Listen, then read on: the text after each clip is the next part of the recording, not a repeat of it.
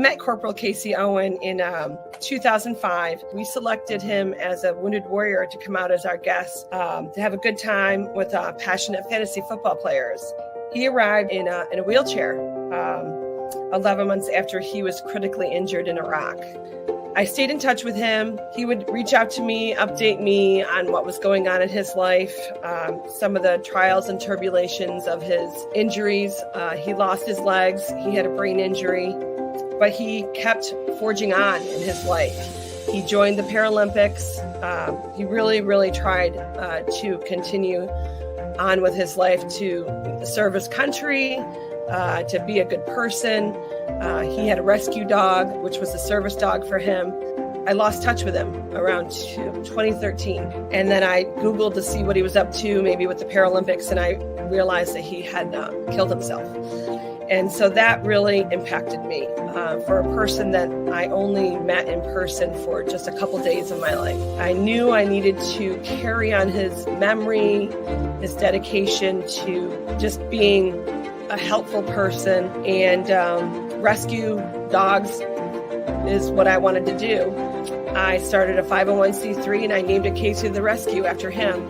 There's a couple coordinators and rescue people on the ground in Lexington that go to the shelters and pick up the dogs daily as they're being euthanized, hang on to them to the next time that I can get down there in my shuttle. I think that my record number on my shuttle was 92, which included litters of puppies, big dogs, little dogs, and a couple of cats.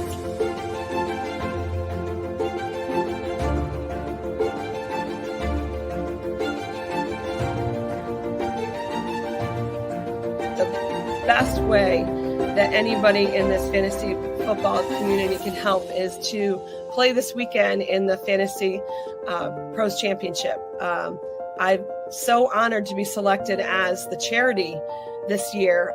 The impact is humongous. It will be saving thousands of dogs.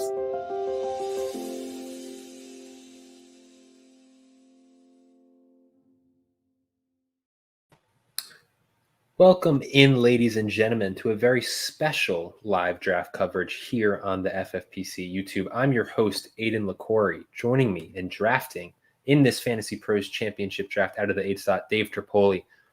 We started a little earlier today because we did want to cover why this draft is so important, why this draft is so impactful. For those who don't know, every draft started this morning through midnight on Labor Day Monday. Every Fantasy Pros Championship draft that fills $50 will be donated to Casey to the Rescue. If you've ever played on the FFPC, you've probably interacted with Chris Lambert. Chris is our customer service specialist. She deals with everyone's problems. She helps you. She fixes any issue that you may have. She is the best of us. And along with being a longtime employee of the FFPC since 2009, she also has started Casey to the Rescue. She travels from Buffalo to Lexington, Kentucky about every 2 weeks, 23 times total in 2023. And she saves dogs from kill shelters. They're being euthanized. She saves them, and then she brings them on the journey up and down the East Coast into even Canada to partner shelters where they can get adopted into loving homes. So for anyone looking to draft this weekend, not only can you draft in the Fantasy Pros Championship, take your shot at the $1 million. Just know that draft that you enter, $50 from each draft will be donated to Casey to the Rescue because we're trying to save as many dogs as we can. As Chris said in that video, this initiative, this Draft-A-Thon weekend will literally help save thousands of dogs. Chris is the best, man. It's really hard not to, if you don't know her, you should, if you're out in Vegas this year, get a chance to spend some time, talk to her. She has done so much for the fantasy community over the time. I mean, and what she's doing now off the field, as you would say, is just remarkable. I mean, watching that video it pulls a tingle to your heart. I mean, if something like that doesn't put a smile on your face, I don't know really what will be, because Chris is, she's the best. She deals with all of us idiots sending her the stupid messages every day about the dumb questions, the good and the bad, and she does it with a smile on her face. And not many people can do that. She is a very, very, very impactful person, with the FFPC and obviously, with what she's doing outside. So, I mean, draft this weekend. If you're going to do it for nobody else, do it for her, because what she's doing is remarkable. So, all that aside, which is all awesome, we are here for live draft coverage. And we've obviously had you on. You've done a couple of best ball tournament drafts live. We've covered the best ball tournament, the FantasyPros Championship for weeks, the main event. But you're actually drafting tonight. You are helping save dogs. You are out of the 8th spot today. What are you kind of most intrigued by seeing? Obviously, we talked about on our Tuesday show when we covered the FantasyPros Championship, the CD Lamb contract. Brandon Aiyuk signed his contract yesterday, locking him in to be a 49er, which is music to your ears. That's what you've been calling for weeks. You're saying that. Thankfully, good news. Very silly kind of whole negotiation, saying that the same contract by reports was on the table for weeks, and that's what he ended up signing. But that's neither here nor there. But obviously, we are now 5 days away from kickoff. Yes, sir. What are you looking to see in these drafts? What do you think we've had cut down day, we've had, other than Jamar Chase, pretty much every holdout situation resolved. What are you most intrigued to seeing in these final week of drafting? What has caught your eye the most that you're most intrigued to see come Vegas? You're seeing a lot more casuals jump in these Fantasy Pros Championships this weekend. That's a good and a bad thing at the same time. I mean, you're seeing a lot of different structures, a lot of guys going a little bit earlier and later than they normally would in a room of sharks, as you could say, as people that are drafted in June, July, things like that. So that's definitely something I'm paying more attention to. Obviously, I'm on the clock right now, so let me get something out of the way. Did I miss something? So I'm not taking Jamar Chase. My pick will be Garrett Wilson. It normally on every, if this is a one draft type of situation, I'd be taking AJ Brown, but I already have a bunch of exposure in the Fantasy Pros Brown, so it's more of just trying to be as flat as I can in these first couple of rounds and not getting too crazy with exposure. Weird things happen, injuries, things like that. I don't want to get caught, in a situation where I'm 60% AJ Brown and hopefully nothing happens. But I love Garrett Wilson, love the spot. I mean, it seems like he's going to get fed the ball from Aaron Rodgers. All signs point there. I don't worry about Mike Williams. I don't really worry about Malachi Corley. I like as a player, but it's going to take some time there. Tyler Conklin's a good tight end, but he's not somebody I'm worried about. Breece Hall's going to get his, but Garrett Wilson to me is a guy that could be this year's CeeDee Lamb. So as much as I want to talk about your Garrett Wilson pick, we're not going to, because the name you mentioned is more important. Obviously, Brandon Aiyuk has resolved his contract situation. CD has resolved his. That eliminates some of the concerns. Obviously, I think we talked with Brian Drake on Tuesday that, there are some lingering concerns. Maybe soft tissue injuries are more likely. How quickly can they get back up to game speed after missing months of training camp practices? Jamar Chase is still not practicing. He's going to keep dropping down these boards the closer and closer we get to opening kickoff with really maybe no update on his status. Is he strictly right now a do not draft for you? Or is there, Marvin Harrison 110, we'll talk about that. But Jamar Chase, is there a point in this draft where you're comfortable taking him, or this kind of unknown with his contract situation, saying that, holdout situation, this contract still being for 2 more years? This is me rambling. What are you doing with Jamar Chase? When would you draft him? Is he not even out of consideration in the 7, 8, 9 range for you? I mean, he's pretty much out of consideration right now for me. I'm out on Joe Burrow this year, so Chase is a guy that I will pass in most drafts right now. I mean, if he falls to a certain spot in the 11, 12 hole, if, certain guys I like better, I'll take a shot, and it's a good value, I guess you could say, if everything, all things considered. But you got to wonder, 2 years left on his contract, he's in practicing and then, walking around, and it doesn't seem like he's interested. Is he in shape? I mean, that's stuff you got to worry about, because even with CeeDee Lamb and Aiyuk, they're back, and that's great. But all right, get on the practice field. Have they been training? Football shape is different than going out on track and running and doing all that stuff. Getting out there, getting a hit, getting up, getting through all that stuff, and getting ready for the season. Only thing you worry about those guys is soft tissue injuries, things like that could derail, the value of some of them. Like we saw CeeDee Lamb in a best ball draft go 1-8. Which is ridiculous overall. I mean, CeeDee Lamb is a top 2 pick in almost every format, all things considered. So, with Jamar Chase, it's also curious to see what happens with T. Higgins. If Chase is not ready by the time we draft and then playing in Hollywood next year too. But what happens with T. Higgins? Does T. Higgins move up in drafts? Does T. Higgins get up in the second round? If Jamar Chase ain't going to be there, or does he get up, in the 2-3 turn type of situation? It's definitely something to monitor and definitely something to watch and definitely something I'll be looking at. It's certainly, we've had weird situations every year, whether, Jonathan Taylor or Josh Jacobs last year. The Chase one is odd because, as I've said, he still has 2 years left on his contract, so he's holding out early. He's dealing with a notoriously a stickler of an owner in Cincinnati, which isn't going to concede to him. And obviously, Zach Taylor had a press conference where he was saying, oh, nope, he's going to practice. He'll be ready week 1. And then 24 hours later, he's walking that back, which is something changed there, or there was a miscommunication. Either way, it's not making fantasy players feel good about him. Obviously, very worrisome right now.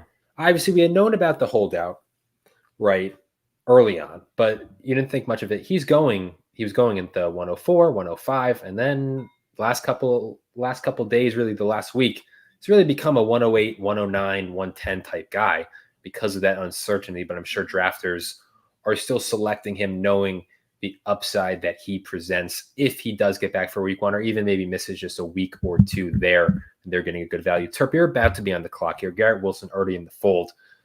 Obviously, can't give too much away with Team 9 possibly listening, but what are you looking to do here in the second round? There's one guy that I really want. This is a little bit of a range where I'm a little overexposed to a certain player who already got drafted. You could probably fill in the blank who that is. So I'm glad he got drafted, so I don't have to make the pick again because I have so much of them. But to me, there's one guy I like. I have a build that I have in mind that I'm going to try to accomplish. We'll see if it works out, but this is definitely a range where I like a couple players. Some players, not so much. That was not the player, so that's good. So my pick will be Drake London. I just think the upside there is very, very high. I think there's a big drop off after London. When we get to the Cooper Kupps and the Nabers of the world, I just think London's in a tier by himself. And obviously in that, maybe we'll find the pick and pay attention. All right, let's get Drake London. And then he's a guy that, I keep, it's like a 1v1 versus Marvin Harrison. And Marvin Harrison's the guy that I was talking about of just in this range. I've been drafting a lot from 5 to 8 this year. And, sometimes in the 4, sometimes if I'm 10, 11, I get the Marvin Harrison on the way back, and it just makes too much sense to me. I just love that Murray Harrison stack this year. It's my highest own, and it's one that it's really hard for me to pass because I just think that their defense is not very good, and they're going to be throwing the ball behind a ton in an aggressive division. Seattle's no slouch. And we obviously know the 49ers are going to put up points, and then Stafford and the boys in LA, they are also no joke. Drake London, so you're taking him at the 205. Another guy who I feel is he has almost a split opinion because there's some people who are fully dismissive of it was a poor coaching staff that held him back. And this new coaching staff, Zach Robinson coming from the Sean McVay tree, Kirk Cousins there as the quarterback that he's just going to break out. But there's also another subset of the fantasy community, which kind of feels as though I think this guy is getting a little bit overrated relative to the production he's shown in past years. And we're putting a little too much on this hypothetical situation. Obviously, you take him at the 205, so you're a believer. But just looking at, was there any other receivers you considered, or you? It was a tight end. If it wasn't London, okay, it would have been McBride or Kincaid. They would have been my pick. I would have passed on Puka. I'm just Cooper Kupp over Puka this year. He's not a guy. I have a share here or there, but not a ton. I just think it's going to be Kupp's show this year. With Stafford 100% healthy after being just totally banged up last year with pretty much every injury you could name. Puka makes a lot of sense. I mean, if you're a believer and you're getting him where he's fallen, it's the same thing in these leagues where you're drafting with a little bit more casuals than the same players. Everybody's name. people get scared of the Q. People get scared of the questionable tag next to somebody's name this close to the season. It gives people, angst, and it in some ways, gives you better Malik Nabers. Wow. I was about to say, Terp, we'll cut off whatever point we were going to make because this is more important. Let's just say, folks. Get your guy, man. See, here's the thing. Dave Tripoli said months ago that Malik Nabers will be a second-round pick come Vegas. And while maybe not consistently a second-round pick, you're seeing him. This may be the highest he's gone in this format over the last couple of days. It is 210 previously, 208. Let's go get your guy time.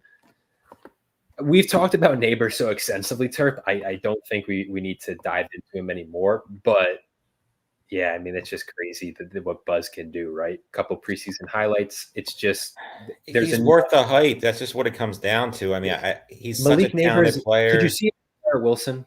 Putting up solid numbers, not ever maybe – I mean, it's just like I can see he's talented. He'll have his games, but he won't reward his draft price at the 208 because poor quarterback play will just hold him back. That's just what it feels like. That's fair. I mean, it's fair, but the way I look at it is I like Malik Nabers that much. I'm drafting him all over the place, and I'm not worried about it.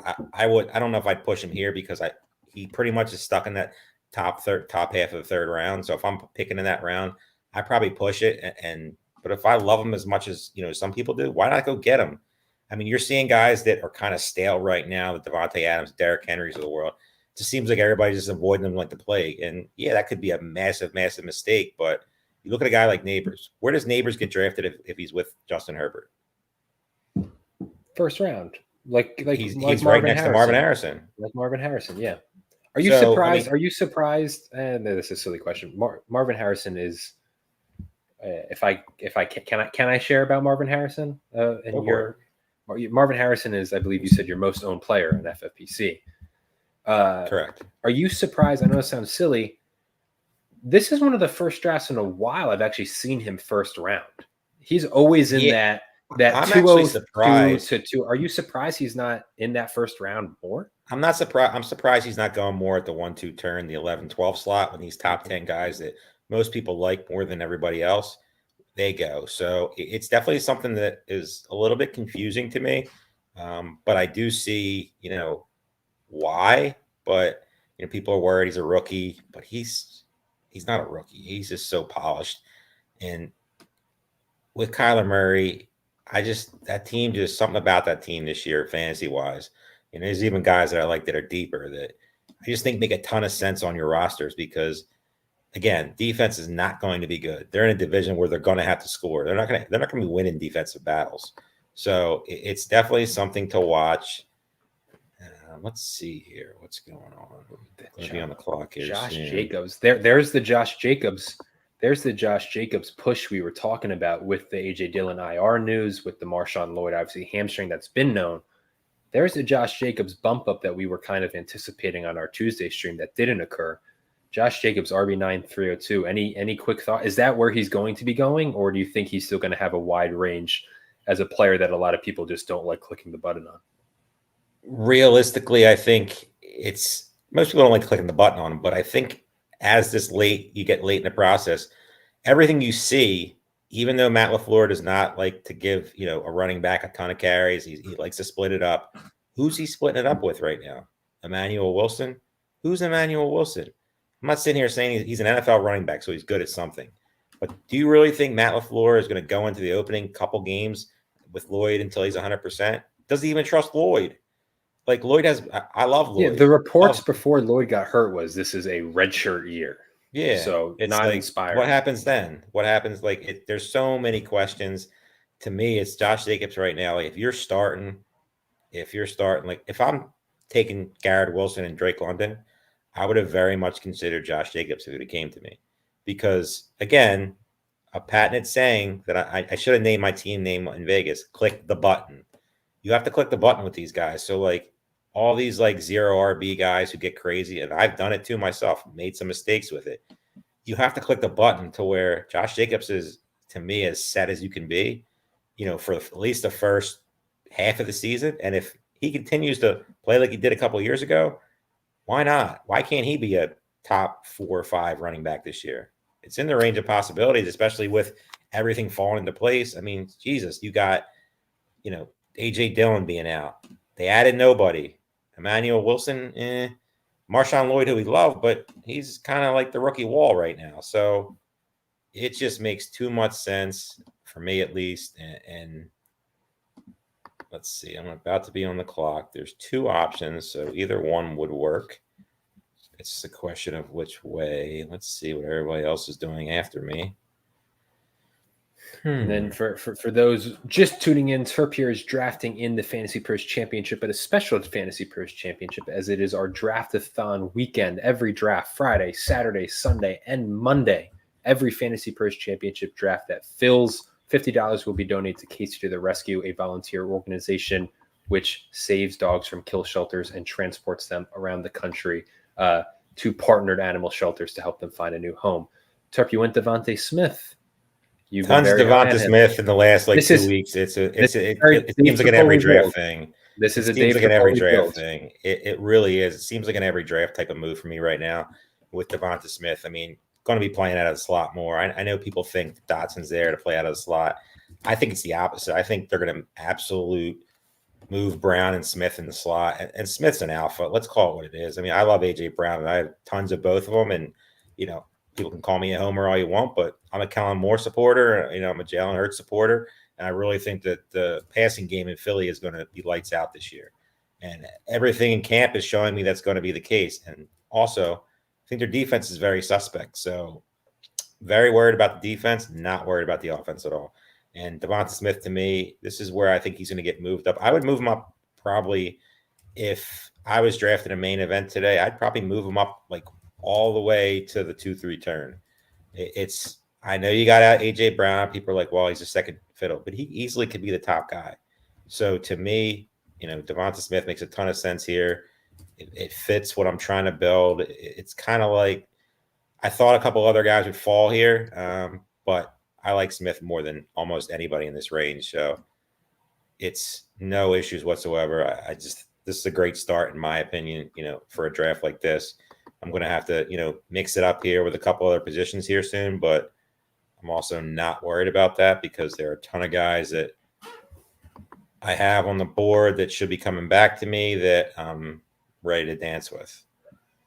Terp, a little breaking news. I mean, obviously our focus this whole weekend is both the main event and the FantasyPros Championship to help our friend Chris Lambert and help save dogs. But breaking news for those watching, FFPC basketball tournament has sold out almost a week before the season. So love every second of that. I mean, to the 11,664 teams competing in the basketball tournament, myself, Dave Terpoli, we wish you best of luck in your pursuit best for the $300,000. Just get hopefully second place, and I'm sitting there with one of my own teams or one of my many partner teams out there, and we take down that prize. That'd be great. Just get to the finals and live the dream is all I'm looking forward to doing. Terp, real quick, as obviously your pick is going to be up here before we know it here in the 4th round. When you're doing these FantasyPros Championship, that's really any draft, main event, best ball. When you're doing a build where you're not getting one of those kind of, let's say the big 3 tight ends, even big 4, big 5, are you confident enough in your abilities to just find some late round dart throws, or is there? Let's say I'm gonna put you in a player's shoes who does less drafts. They only do a couple. Do you think it's more of a need to hop on one of those elite tight ends if they're not doing dozens of drafts? I'm going to make a statement, but I'm going to wait for that statement until after my next pick. Please do. We'll do. It's not. I wouldn't say it's a controversial statement. I just think it's a statement that makes a lot of sense this year with all things considered. But we'll wait for a couple picks here, see what happens. Sure. And I'll ask you a different quick question. Go for it. Jalen Waddle, unknown injury for weeks. How he slowly starting to drop? Honestly, surprised it hasn't dropped him sooner. He goes up to 311. Is that too high, saying that we have no clue what his availability may be and no clue what the injury is? And every year you see some sort of player like this where he comes into camp, there's a lot of, top 3, 3rd round pick in most formats. There's a ton of things that make a lot of sense about him, but he gets some injury, You don't know what it is. You don't know if, is it going to hold? Is it going to carry over into the season? Like, and is he going to practice? Like, you got a week till the season starts. It's time to start getting worried. So it's definitely something to worry about. I think it's definitely something to monitor. He's fallen in drafts, as he should, because, like I said, people hate the Q button. More news is coming out. People are saying, let's get one more pick. There's somebody I really, really want here that I had in the queue that I was going to take on the last pick. Let's see if it makes it. I think I before you pick it, if they're there, I have a guess for who it may be. I think you're going to guess the wrong player if they're there, but there's two, so either one will be the selection. I have two guesses. If your guess is the same position, you would be correct. Okay, they are the same position. They are the same position. There's one I want just a little bit based off structure, a little bit more than the other, but let's see. The hardest part about doing live draft coverage here for the audience when someone is drafting is those 30 seconds while you're just trying to fill the space when the team before Terp is trying to make no pressure, Rowdy boys, but we are eagerly awaiting this pick to see how it impacts Terp. He's going to go all the way down to the wire too. This guy. It was Pitts, okay. Right? It was. Kyle Pitts would overall be my pick, but the guy was Evan Ingram. Okay, so it was Pitts or Ingram. That's what I was guessing, but I was wondering when you said the build wise, I wonder if you were going to bump Pitts up because of London. Yeah, the reason why I like Ingram over Pitts in this system is I have London already. I'm not sitting here saying I won't do it in some, but I just like taking one shot on certain teams because something fluky happens and something happens to Cousins and Penix doesn't, turn out to be a player. Then what happens? Then you're done. And I know a lot of people don't believe in that mentality. In best ball, it's different. I love stacking teams, stacking as much passing guys as I can. But when you're clicking the button, if they have an off week, you're probably going to be struggling. Just it's not something I do a ton. I'm going to do probably by the time it's all said and done 10 of these. Yeah. So maybe a little bit more 10 of these this week. Overall, we'll say that for another day. But I think I have a Fantasy Pros draft every single day until the Sunday of the season starts. Well, let me just tell you, sir. That means that at least all your drafts that you're doing through Labor Day. Again, I'm just going to keep repeating it because it's the most important thing. That means you're saving dogs. $50 from anything I can do to help Chris. You're not only helping Chris Lambert, for those who know her, FFPC's customer service specialist, who on the side, every weekend she drives her shuttle down to Kentucky to save dogs from the kill shelter. And while doing that, she answers your emails of just blubber and just. No one deserves it more. And beyond that, you're saving dogs. Dogs are the best. Dogs, you're helping her. Dogs. You don't need any other reason. And you're drafting fantasy football for $1 million. Win $1 million. And win plenty of league prizes on the way. So get in drafts this weekend. Get these filled up. I mean, if you're a one drafter or a 100 draft guy, get in here and mix it up. I mean, some of these boards are way different than you saw a couple weeks ago, a couple months ago. It's worth taking some chances. It's worth just draft. Oh, as Sean said, the video, which we actually played before we started our draft coverage, I hit him in the fields. Sean, let me tell you, making that video, there was a little dust in the room. It'll get you some tickles. It's a really impressive cause. Back to the draft real quick. Terp, putting you just on the spot. Brandon Aiyuk, let's say he falls to you at the 405. Does that make the decision between Evan Ingram and him harder, or was it always Ingram? No, and then it was. Yeah, please. I was going to say, beyond that, what do you make of Brandon Aiyuk not rising? This is a guy who was a second, third round pick before the holdout. Now he's signed. He's back in San Francisco, and he's remained stable as a 403, early fourth. That doesn't make sense to me. I don't think it makes any sense either because, you look at Aiyuk, you saw the numbers he put up last year, extremely efficient. A lot of guys, say it was too efficient. That can't continue. Debo is going to be the guy this year. I don't agree. I put out a tweet a long time ago. People are going to regret not having more on Brandon Aiyuk. Do I wish he would have gotten to camp 2 weeks ago? Of course. I would have loved that, but it didn't happen. So to me, Aiyuk should be going higher, like Aiyuk, Devonta Adams, Aiyuk, Waddle, Aiyuk, Samuel. Aiyuk should be up there to me, right behind Drake London. Yeah, I mean, I think we've seen it before in a couple instances where these players, they have rightful concerns which drop them down. The situation is resolved. It's back to the status quo of what it was, yet their ADP kind of remains level, and it doesn't make sense. You would think they would kind of instantly jump back up. I mean, we even talked about Rashee Rice, who dropped down, and it was such a gradual rise back up to getting to the point where he was getting drafted. Like Brandon Aiyuk in just a couple of days, I bet, is a early 3rd round pick. So to Team 10. Honestly, I don't agree with you. And the reason I say that is because Really? I don't think he's going to get that high. The reason because people are still scared that, like, he's still not practicing. I believe I saw that's the same argument for CD. Today. That's the same argument. It is the same argument, but you've seen CD's ceiling. You haven't seen Aiyuk's ceiling yet. I mean, CD could be. Does Aiyuk have wide receiver 1 upside? I don't think so. I get that, but my point is, like, Brandon Aiyuk, before the holdout really took place, this was a guy going at the 2-3 turn. And now so I understand a dip because of a lack of training camp and a worry about what shape he's in and the potential for an increased chance of soft tissue injury. But doesn't that still make him at least a mid-3rd round pick? He's not going to be. He's not going to be. But I don't see him getting up there. So you think he stays in the early 4th for the next week?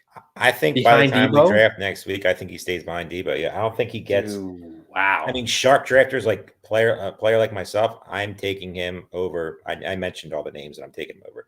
Nico Collins, Devontae Adams, Jalen Waddle, Deebo Samuel, Mike Evans. Rashee Rice is a talk. It's a fair talk, I feel like.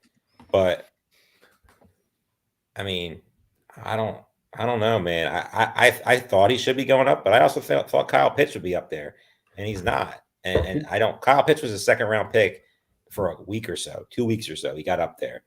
Early 3rd was like, his cutoff. Now he's going to the 4th. And I've always been a Kyle Pitts hater. I've said that in last year, 2 years, when everybody was all taking him in the 1st round. I was not one of those guys. You never hold on to any Pitts coin. You never had a Pitts coin. I was never a Pitts coin guy. This year, I am a Pitts coin. I said he's my tight end 1. He and my statement going back to it. Let me make my next pick, and then I'll say what my statement is, because I don't think it's that crazy. People might say it's a crazy statement, but here's what I'll just say. I think it is. I'll take something real quick. Wise, you're a couple picks away. Last thing on Brandon Aiyuk.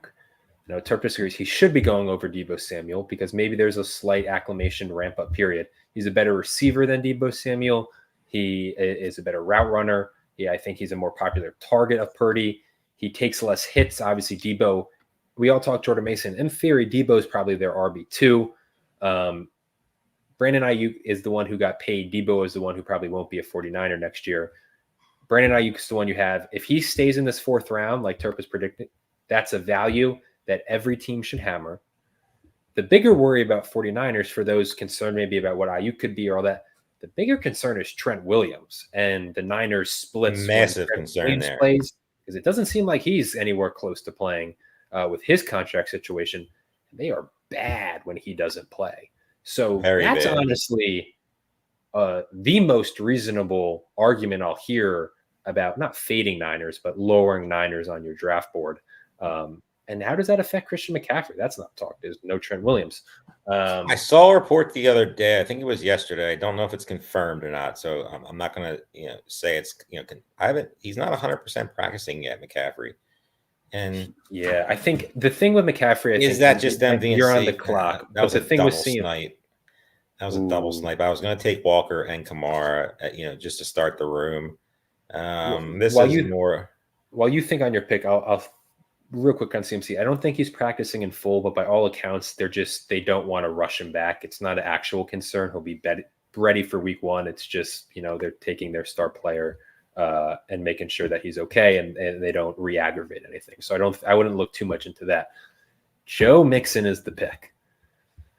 Your first running back I was planning on. It's different. A bit of an icky pick for you, or it was definitely an icky pick. I was going to take Walker Kamara. They were going to be my 2 selections. Mixon's a guy that hasn't been talked about at all since the injuries. I mean, he was a guy that was getting steamed up heavy, a guy that was getting drafted a ton, and now he kind of fell off. I think he's in a great spot. He could fall in the end zone, 10 plus times. and there's really nothing behind him. Like, are you really Damian Pierce? That's not happening. And Cam Akers, like, yeah, that's a good story, and I hope he's back, and that's cool. But like, if Mixon's 100%, he's going to. I mean, they traded capital for him. He's going to get the work. Is he 100%? That's a question. But to me, in a build like this, if this is best ball, Joe Mixon is not my pick. I can tell you that right now. It would be one of the receivers or another tight end. Probably not a tight end, but definitely another receiver. There's a ton of them right now. But with this build, I think it makes a lot more sense to go. Obviously the dream of Jalen Hurts didn't happen. I thought about, Ferguson, Kittle, Josh Allen. If he would have fell, would have been my selection. Just to, I think it would have been a great value. And then Ken Walker and Kamara are two guys I liked. I probably would have taken Terry McLaurin if this was a different draft. But again, you don't want to get too overkill at the position because you can get yourself in a major, major hassle. And quarterback is not something that I'm considering anytime soon, because if I didn't get Hurts or, Josh Allen didn't fall to me, you're starting to see CJ Stroud move up. Lamar Jackson's kind of fallen a little bit in these drafts. I don't really get why. I'm not a Lamar guy this year, but it seems like Team 11 is setting up a Zay Flowers, Lamar turn. So we'll see. Joe Mixon, it has me a little flustered, so we have to regroup from that. We'll see if Turk can recover. I will say, we always say like every draft is different. ADP's all over the place. You'll never know what you get. That's why people watch this. That's why people draft in multiple FantasyPros Championship drafts. Specifically the quarterbacks, like it is absurd how different each draft is. Like we've seen Allen, Hurts, Mahomes at each point throughout the last month kind of have a hold on that QB1 crown. You see some where the first quarterback isn't taken until the mid to late fifth. You see some where Mahomes, Allen, Hurts go, and then the QB4, like Lamar Jackson, CJ Stroud, goes into seventh or eighth. We see in this draft, CJ Stroud goes 2 rounds over ADP. There is literally, you cannot, when he snipes the Lamar Jackson Flowers that you're predicting. I will say this. The stack sniping, main events in Fantasy Pros, I don't think it's a big deal. Yeah. The stack sniping I've been seeing lately is people are just doing it deliberately. And I can talk a whole show about how just ridiculously stupid that is in some cases, but we'll get off that topic. Finishing my thought is just, you could not predict at all what's going to happen with quarterbacks. Literally, they're all over the place. Like you go into the draft, Kyler Murray and 9th round Kyler Murray. It's absurd. It's 6th round Joe Burrow and 10th. I've seen third round Josh Allen, 5th round Josh Allen. It makes no sense. And it really, I don't want to say completely, but that's probably one of the bigger things that impacts how you build out your drafts. Because if you see these quarterbacks flying, you're going to have to move them up. But there are some where some of these teams look really, really good in comparison to other Fantasy Pros drafts, because there are some leagues where quarterbacks don't start going off the board until the 5th, 6th round. So everyone has a run on running backs, receivers, and tight ends, and they can all cap it off with elite quarterbacks because everyone in the league kind of waited. So it's definitely an interesting development that's occurred this year that's different than past years, where we see at least a slate of elite quarterbacks kind of maintain their spot in the 2nd, 3rd rounds. This year, it's absurd, to be frank. And I believe, looking at it, and obviously, as you said, it's not as important for a Fantasy Pros Championship, but weekly managed. But of all the quarterbacks drafted, I think pretty much all of them are naked, just no stacks, unless you want to say Mahomes and Pacheco. Which that stack I don't understand at all. I mean, it might not be an intention. Is it an intentional stack? It could just be they wanted Mahomes as their QB1. I guess they could be trying to build a Xavier Worthy team here coming up. Also makes sense. I just think in a field like this, a big field like the Fantasy Pros, it just makes so much sense to try to get a stack, because when you're getting there to the end, the final 3 shootout, you want to try to maximize your points all over. I mean, you're trying to win. If you're trying to get in there just to come in, the money, I guess, cool. Everybody's different, but okay, there goes Xavier Worthy. So I'm on the clock. This is an easy selection for me. Let's make it, and then we'll talk about it. You're high in the Titans offense, so that Will Levis, Calvin Ridley. I mean, it was pretty much an easy pick for me. It just makes too much sense. DeAndre Hopkins banged up. We don't know if he's going to be ready for the season. He should be. All things positive about Will Levis. I hope he's ready because that just makes the pick even better to me. I don't know if Ridley's a full alpha, but with Hopkins taking some coverage on the other side, this team's going to throw the ball a ton. I love the running backs. I love Pollard. I love Spears. I love all those guys, but they're going to throw the ball a ton. And Will Levis in a division that's going to need again to put up points. Titans defense is going to be good. I mean, they added a lot of pieces, a lot of positive things on the defense, but Anthony Richardson, C.J. Stroud in that offense. They're going to need to score points. Jacksonville, who I love this year, it makes a ton of sense to add as many pieces in that division as you can because it's going to be one that's going to put up a lot of points and one that I want as many pieces as I can from. And Ridley and Hopkins are two of my highest owned guys. Obviously, Will Levis, he's up there in my top 3 quarterbacks right now. I think he's second last time I checked. I try to do, as we get closer to the season, a little exposure test just to make sure I'm not, too heavy on guys, but also high enough on them. So today I looked and Will Levis is number 2 on my list. What exposure are you most worried about? I think that's just like an interesting good and bad question. Yeah, like which when you look at your exposure here on the FFPC, which one you're like, like I stand behind it, but yeah, that one concerns me that I have this much or this little of blank player. This little is Xavier Worthy. I mean, I just am very fearful of it. It's probably the one thing that I would say keeps me up. I got a ton of drafts till the season start. I'm going to add as much Xavier Worthy as I can, and that Thursday night game could be one of two ways. Like if Xavier Worthy goes nuts, then I'm going to have to just sweat it all season. If Xavier Worthy does nothing, which I'm hoping, I can add more cheap pieces because people are going to be like, oh my God, he had the perfect setup and didn't do anything. Let's let him go down in drafts. So I'm worried about Xavier Worthy. The one that I'm exposed to a lot that I'm probably worried about is probably Chris Godwin. I mean, he's a guy that I have a ton of. Okay. Everything seems positive going to the slot, but I still worry about Baker Mayfield. Is he just going to throw the ball to Mike Evans every time he gets a chance? Is Jalen McMillan going to take away, plays? Godwin in the snap, if he's healthy, he's getting up there in age. That's definitely a worry. New offensive coordinator. So my hope is new offensive coordinator. They get him in the slot where he's the best and he flourishes. That's probably my highest. I don't worry about Chase Brown. I've talked about him a million times. At this point, it's a known that I love him. Patrick Mahomes is probably another guy that I don't have a lot of. And it's not because I don't want him. It's because I just feel like I just keep missing him.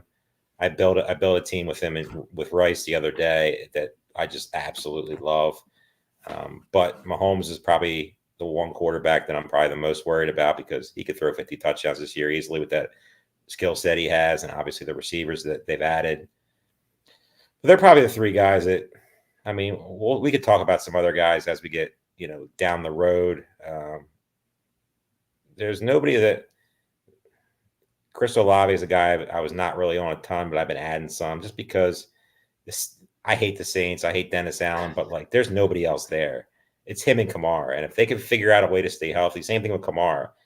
If they can figure out a way to stay healthy all season and be targeted, a lot more, it makes a lot of sense. We saw what Kamara did, last year. He was on a couple of my main event teams and he was an absolute monster. And 17.5, PPR points.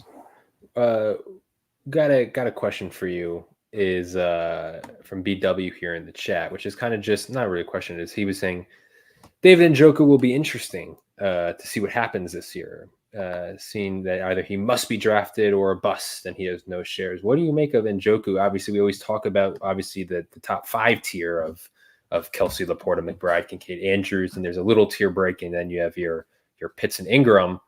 But Njoku's part of that next run of the Fergusons, the Kittles, the Njokus, where they maybe don't have the upside of the top 7, but they've also shown in the past an ability to be really elite scoring tight ends on certain weeks. So just in your opinion, a guy we haven't talked about a lot, what do you make of David Njoku within that Browns offense? I mean, the Deshaun Watson thing is definitely a worry. I mean, is that guy ever going to figure it out? I hope he does, because David Njoku is a guy that I've targeted a lot in this range. Him and Brock Bowers are two guys that make a lot of sense. The statement I was going to make, and I'm going to make it before I forget. All things considered, I would take Evan Ingram, Kyle Pitts, Jake Ferguson, George Kittle, Bowers, and Njoku over, and I know it's 6 versus 5, over Mark Andrews, Dalton Kincaid, McBride, Laporta, and Kelsey. All things considered, where they're being drafted and just system. Like Evan Ingram should be he should be getting drafted in the second round of FFPC drafts. Kyle Pitts, if it's not this year, it's never going to be. We know the talent's there. We know everything there. I mean, new offensive coordinator, new quarterback, tons of skill position. It's his time. If it's not his time, then hey, he's just a guy that should be just forgot about. George Kittle, we've seen his spike weeks. Yeah, I know he has the weeks that are annoying. He's going to be a pain in the butt. But hate. You could hate the 49ers as much as I do, obviously, because they're starting to become, rivals of the Eagles. But George Kittle, how can you not like the guy? I mean, he is an absolute monster. If he can stay healthy and they can just target him just a little bit more and get some more consistency in his game, I mean, I'll take that. Jake Ferguson, is he fast? No. Is he sexy? No. But Dallas added nobody. They just traded their backup tight end. What makes you think Ferguson's not going to get the exact same amount of targets, if not more, this year? And then Njoku. I mean, talent's there. You saw the end of the season. Obviously that was with Joe Flacco. I'm on the clock. So let me just – this is going to be probably a silly pick, but I'm going to make it anyway. Oh, boy. A, B, A, B, A, B, A, B, A or B. You pick. A or B. You don't know what it is. You have no idea what my board looks like right now. A or B. A. A is Chase Brown. We won't say B. He might. We're not going to say B. I mean, people could probably figure out who B is very easily, but A is definitely the guy. I mean, Chase Brown is my guy. We dodged Samaje Perine. How about that? We dodged Perine. I did a little backflip up and down the street when Chase Brown, was safe, and I was very happy because that Perine thing just is a massive, massive, massive. It could have been a disaster. Like not to shit on our sport, but it's moments like Samaje Perine, like messing with your like what is he going to do? Where you kind of sit back and reflect and be like, we take this too seriously. Samaje Perine should not be like keeping me up at night worrying about where he's going to land. But that's the game we play. And that's not adding Samaje. If anything, not adding Samaje Perine. I don't even want to say his first name. I can't say it. Samaje Perine. I said it right. Not adding him makes me even love Chase Brown even more. If Chase Brown, they clearly could have added a guy who's very familiar with their system. It makes a ton of sense. Man, I just want to watch this board to see if B makes it. Acuna Jr. Like I said, if you're a little late to the coverage, you're a Braves fan. That's unfortunate, even though you're winning tonight, I think. But I would have taken A.J. Brown if this was my only draft. Not because I'm an Eagles fan, because I just genuinely think he could be the wide receiver 1 this year. But I have so many A.J. Brown in Fantasy Pro so far that I think the next closest thing to him, when it was Wilson, Chase, or A.J. Brown, was Garrett Wilson. So that's why I took Garrett Wilson. Sean Green thinks he knows who B is. He's not saying. Everybody should know who is. I mean, if somebody takes him, they take him. Like, I don't need him, but I want him. Do you ever think the issue with us doing a stream with you drafting is that the chat knows what's coming? They probably do. That's why, like, I did a lot of best ball drafts on coverage, like myself, and I'm saving these Fantasy Pro ones for, down the road, because best ball, I can mix up exposure a lot more. I can build different things. These drafts are a little different because, like, again, you got to click buttons, you got to pick starters, and you can get yourself in trouble just trying to get too cute and just taking the guy you love over what makes the most sense for your build. So, and he's a Cowboys fan. Braves, Cowboys. Oh my God. Can we evict this guy from the chat? Love Acuna as a player, but Braves, Yeah. Oh my God. Braves and Cowboys. Ugh, what a disgusting. Ugh. Watch. Fan base. Hey, Acuna Jr., please let me know that you're a Duke fan too. If you're a Oh Duke my God. basketball You fan, will that would never be be allowed in this chat. You will cherry. never That would be ever the cherry allowed. on top. You will never be allowed on this chat whatsoever if you're a Duke fan, because there is no team in sports I hate more than Duke University. I am a Tar Heel for life. Terp, I do want to ask because it was still there. We're getting a little tickle going. Chill. We don't want to chill. Chill. Again, I'm not. If we don't think about it, it will happen. I don't. It doesn't. Team bother me. Nine's going to screw you. Team Nine is going to take you. Yeah, if this is a need or a main event, I mean, they got. Yeah, I'm not gonna say it. If this is a need, I'd be a little bit more upset. Because I don't really need him, but I want him. I might go do it. Yeah, I do. I gotta ask real quick though. Can I ask? No, I was just gonna. Unless you have a question in the chat or something. Nah, I'm good. I don't need any questions. I'm just 3 picks away from just writing a check for $1 million. You got 3 picks left. So real quick, what you see Samaje Perine signs with the Chiefs? Your first thought is let's go. Chase Brown is fine. Your second thought is Perine going to have legit value this year as like a Jerick McKinnon-esque player for the Chiefs, or are you still kind of aboard Pacheco at his late second, early third to mid third asking price? Love Pacheco as a player. Love him in this offense. I think Perine's going to be annoying, especially on passing downs. I have not drafted that much Pacheco, and back to your question from earlier, a guy that I've been worried about, but like there's just so many guys that have, that are drafted right around him that I just like more. I'll go back to that list where Pacheco got drafted. Where is he? Devonta Smith, DK Metcalf, Olave, guys like that, Nabers, obviously Cooper Kupp fall in that range. If I can get past here, I might have a chance. Might. I love this how no one's saying it. Pretty much everyone who follows these shows religiously. I do so many of these. That I'm pretty even keel when I do drafts. Like I don't get too high or low because I do so many that it's like, all right, if it gets, oh my God. Silence. We're not even dead. This would be sickening if this happens. Because come on. Here's the deal. If Team 9 Rowdy Boys doesn't pick him, I want an instant, like within 1 second click by you. I'm gonna go on the board because I'm not on the board right now. Like, don't milk the clock.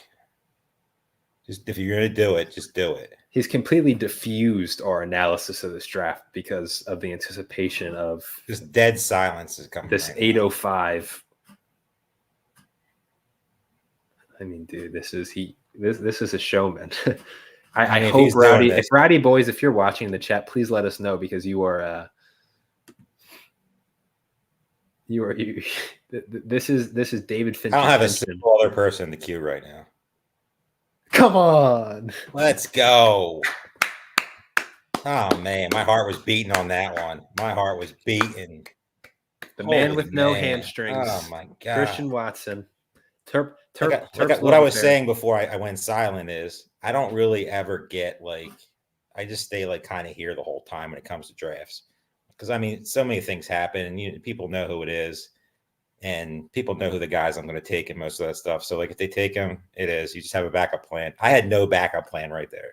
There was no backup plan. I had none of I literally didn't even stare at my board. It was just A or B was Chase Brown and Christian Watson. So spot. We're back. I'll say this.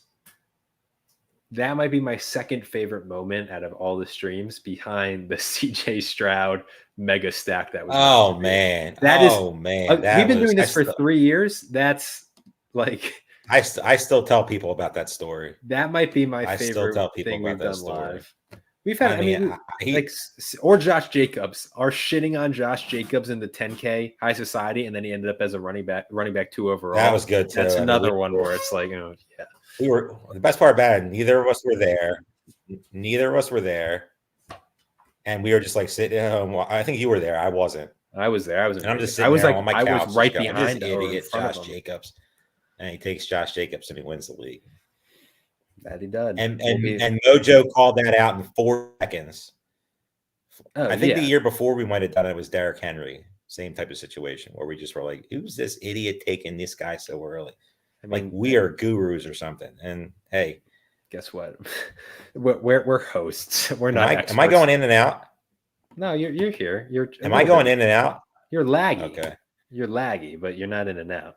Yeah. Sean Green is asking. I'm just making sure because it looks. You're good. Sean Green is asking here in the chat about when we're doing the 10K draft in Vegas. So correct me if I'm wrong. I believe it is 3:30 on Thursday. So really, now with 2 years under our belt, that's really 3:45 on Thursday because it takes about 15 minutes. Actually, I think it's 12:30 Vegas. Yeah. So 3:30 Eastern. 3:30 Eastern. I'm talking Eastern. I'm thinking we're talking about Vegas time. No. It's 3:30 Eastern 12:30 Vegas time. 12:30 Pacific. Right. But I genuinely might set. Looking ahead, I'm probably going to set this to start at 3:40 because the draft. They have to go. They have to pick their draft slots. It's not going to start till like 3:45. So instead of 100%, instead of you guys having to deal with hearing me and Terp aimlessly talk for 15 minutes, we might even just go live as soon as the draft starts. But yeah, 3:30 Eastern time for the 10K High Society League live from Las Vegas. Terp, obviously, we spent about 5 minutes just waiting for Christian Watson to fall to you as he did. Dreams do come true. Beyond that, there's a couple other names that in that round that were really interesting. We talked about kind of quarterbacks are all over the place. 8-10 Anthony Richardson and 8-11 Kyler Murray. Are you kidding me? That's nuts. Absolutely That's crazy. Nuts. Anthony Richardson going there is absolutely ridiculous. I mean, it is just great value. I mean, the only thing you worry about Anthony Richardson is injury. If he makes it through, every single game this year, he is probably going to be the QB1. And to get him in the 8th round, ridiculous value. Very well done. I mean, that he fell that far. Think about it. Anthony Richardson versus TJ Hawkinson. I know you have Josh Allen. Let's forget Josh Allen for a second. Mm-hmm. Like Anthony Richardson versus, I love Zamir White. Anthony Richardson versus Zamir White. I know you have Patrick Mahomes. Anthony Richardson versus Ladd McConkey. You don't have a quarterback. Anthony Richardson versus Najee Harris. You don't have a quarterback. The builds just feel way better in a draft like this, knowing that these teams had 7 rounds to acquire skill position players and build out a really good running back, receiver, tight end core. And then they cap it off with both Kyler and Anthony Richardson, 2 guys who I project to finish as top 5 quarterbacks with QB1 overall potential, with rushing upside, good skill weapons to help them. I'm actually higher on Kyler than Anthony Richardson, which I had kind of pivoted from early in the year. As you are now on the clock, Jordan Love goes right before you. What are you looking at? You have 5 receivers, 2 running backs, and a tight end on your team right now. What's the pick in the 9th round? The pick of the 9th round will be Brian Robinson, a guy that I like a lot this year. I just think that in Cliff Kingsbury's offense, I'm definitely worried not that much about Austin Eckler. I know Anthony Lynn's there. They worry about that. Thanks, Robert Sangerman, for bad take after bad take. I don't see you making any takes. It's really easy to criticize somebody's takes when you don't actually make any. Never heard of you, never seen you in the chat, but thanks for coming tonight. Back to Brian Robinson. I think it could be a 10-plus touchdown game. If you're a Jaden Daniels believer, why not? That was fun. I haven't attacked the chat all year, but you haven't gotten that and much. Usually I get the blood flowing a little bit with the chat, but I just saw it out of the corner of my eye when I was talking.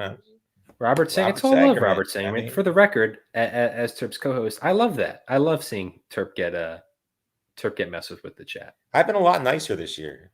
You have been nicer. My wife watches the stream and she said, "Hey, you're being a little too nice this year. You got to start being more critical." I said, I got some streams left. I'm going to add it. I love people that run their mouth too. There's nothing wrong with running their mouth. Maybe I very much enjoy it. Here's the thing. Terp puts his money where his mouth is. He's drafting in dozens. Robert, I'll say to you, if you think Terp has bad take after bad take, which Terp plenty of open leagues left, just send me an invite and I'll jump in the league with you anytime you want. Robert, how about you draft in the FantasyPros Championship this week and this weekend specifically? Because not only can you put your money where your mouth is, and you can make correct takes in your mind, $50 from every draft is going to go to Casey to the Rescue, which is a rescue organization that saves dogs. So you'll be proving Terp wrong with your correct takes. You'll be drafting to try and win $1 million, and you'll be saving dogs. So that's what I say to you, Robert. Or you can, that's what I would do. That's the way to go about it. Terp, real quick, I know you like Brian Robinson, but I know you have Ridley. With your Titans love, how much of a consideration was Tyjae Spears there? Or or is it you're more of a Pollard guy, so you're staying away from Spears? I'm more of a Pollard guy right now. I like Spears too, but I think Robinson just has standalone value. I'm not really worried about Eckler this year. It's not something that I'm overly stressed about. I have a ton of Robinson. I just like him as a player. I mean, he's not anything sexy, but he's a tough kid. I mean, you saw what he went through last year, getting shot in the leg. I mean, it's not something that, is easy to come back with and come back as quick as he did. So Robinson, love him. Perfect for this team. Makes a ton of sense. Probably going to not take another quarterback here, and we'll see what happens. Just keep pushing it. There's a guy that I have in mind that, fits. But yeah, let's do it. DeAndre, so remember like how I was saying with Aiyuk about how it's, these situations are concerning. It drops them and then their price doesn't go back up to what it was. DeAndre Hopkins, I know there is still some uncertainty. DeAndre Hopkins is playing week 1 by all accounts. Probably. I mean, if not, it might be a 1 week type of situation. Sure. And the downside, the name that always sticks to me, it's a silly example because they're different situations, but Jerry Jeudy in 2023 was the same. Jerry Jeudy was like a 4th round pick. He gets hurt, falls to like the 6th, 7th.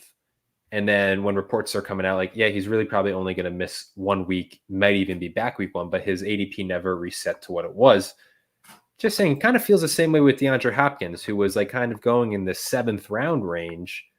And now you're getting him consistently in the 9th, sometimes even 10th round for a guy who is going to be in an improved, a pass-heavy offense, who has a good connection with Levis despite his age. And he's going to be there for week 1, even if there is maybe a little bit of a ramp-up period for him. He's a guy who the player profile I don't love, but you're taking DeAndre Hopkins as essentially wide receiver 50 as the second to last pick of the 9th round. It's a great value. It's a ridiculous value and one that I love at this point. I'm probably not taking enough him. I mean, I know he's getting up there in age. You're worried about the injuries. I get it. Is he going to break down?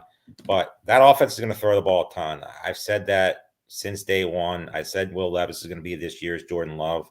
DeAndre Hopkins is going to benefit from that. And there's going to be plenty of jump balls that we know he's one of the best, if not the best in the game at it.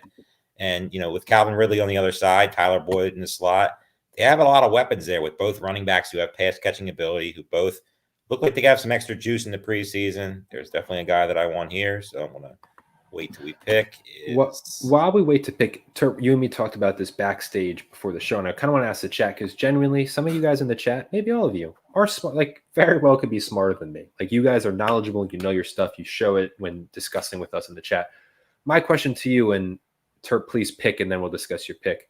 But my question is, we often hear about age cliffs, right? And wide receivers, running backs, after a certain age, they fall off, and you're supposed to fade them.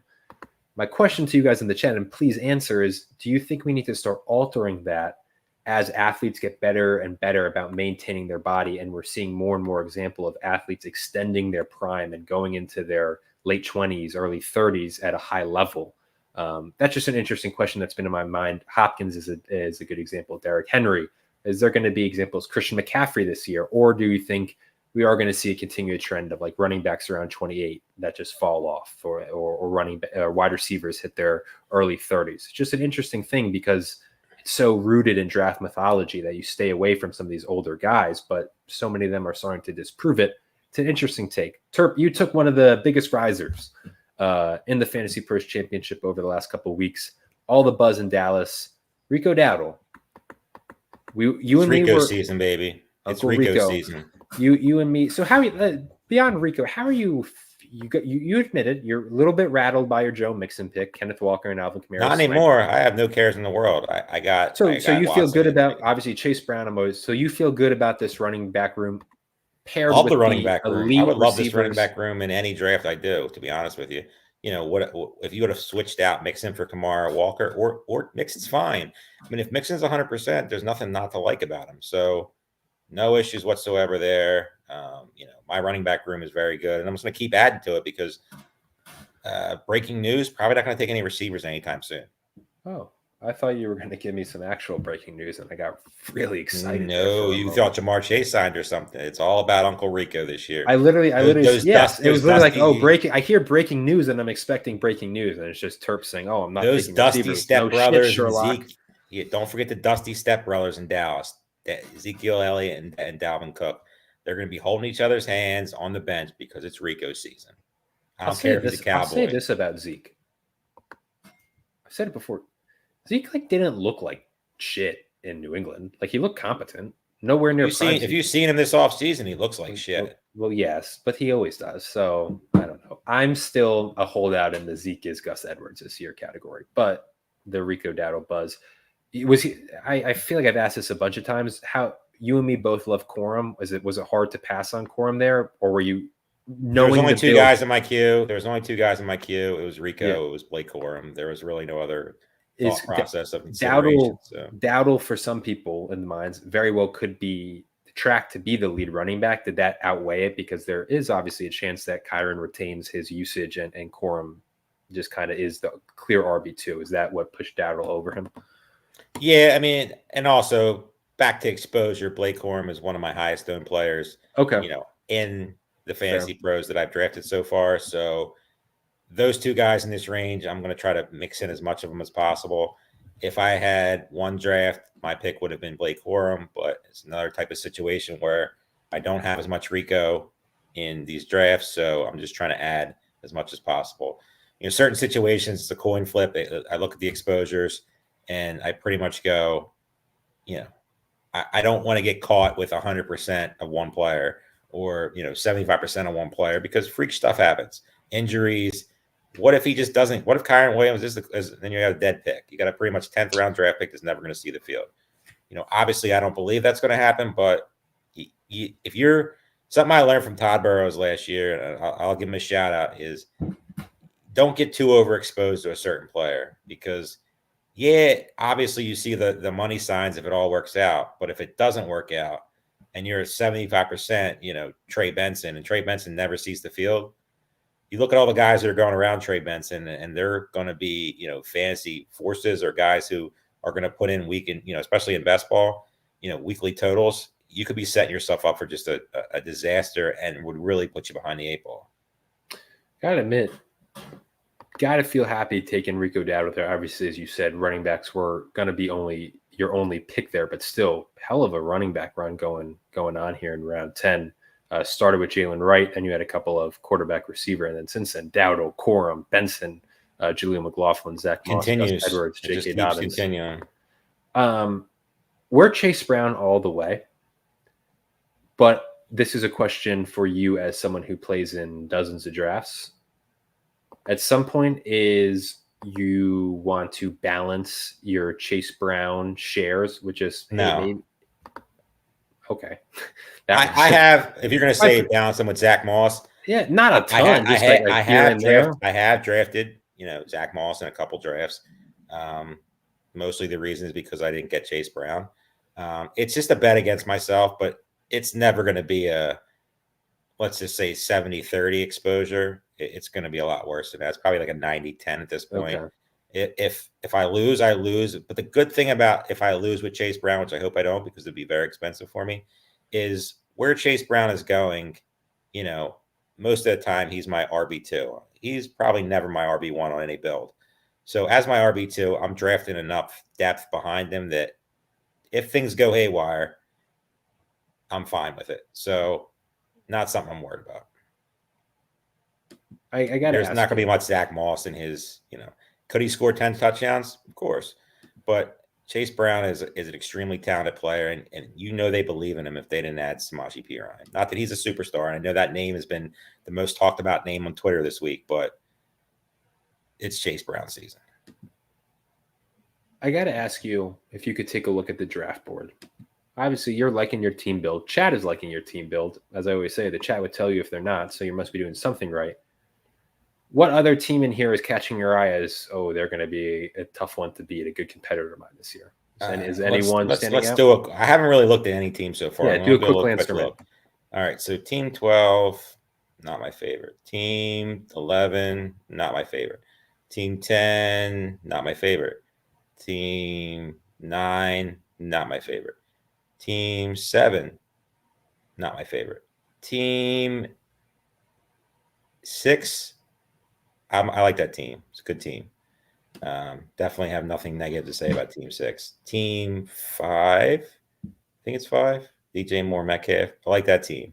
Also a team. Don't like the Hawkinson pick, but overall, not a bad team.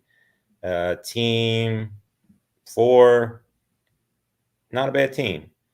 Team 3, great value on Anthony Richardson. Not a bad team. Team 2, am I on the clock? No. You're one away. Okay, let's see what the. In summary, there was no resounding, wow, that team's amazing. I didn't get to team 1 and 2 yet, but I'll be there in a moment. And we have Cocky Turp right now. Cocky Turp has showed out. Yeah, I'm the best team here. I got a little blood flowing right now. That Watson fall for me. I got a little tingle going. Yeah, if Christian Watson burns you this year, and I'm just going to put it out there, does he become? Oh, that Chuba kind of hurts. Chuba would have been my pick there. It's not something I'm really losing sleep over, but sure, I'm just going to get this next pick out of the way because I need a quarterback. So I'm just going to take the guy that I really want. Okay, real quick. Oh, pair with Evan Ingram, really like that. But let's say Christian Watson burns you again this year. Does he become your Clyde Edwards-Helaire? No. You'll forever love him. No matter what he does to you. I will forever be a Christian Watson, stan. I guess that's the cool word everybody's talking about. I have a question for you. Are you still a Jalen Reagor stan? Why we got to ruin a good time? I mean, come on, Jalen Reagor. I'm just asking. My friends bust on me 24/7. I'm trying to gauge how committed you are to your guys.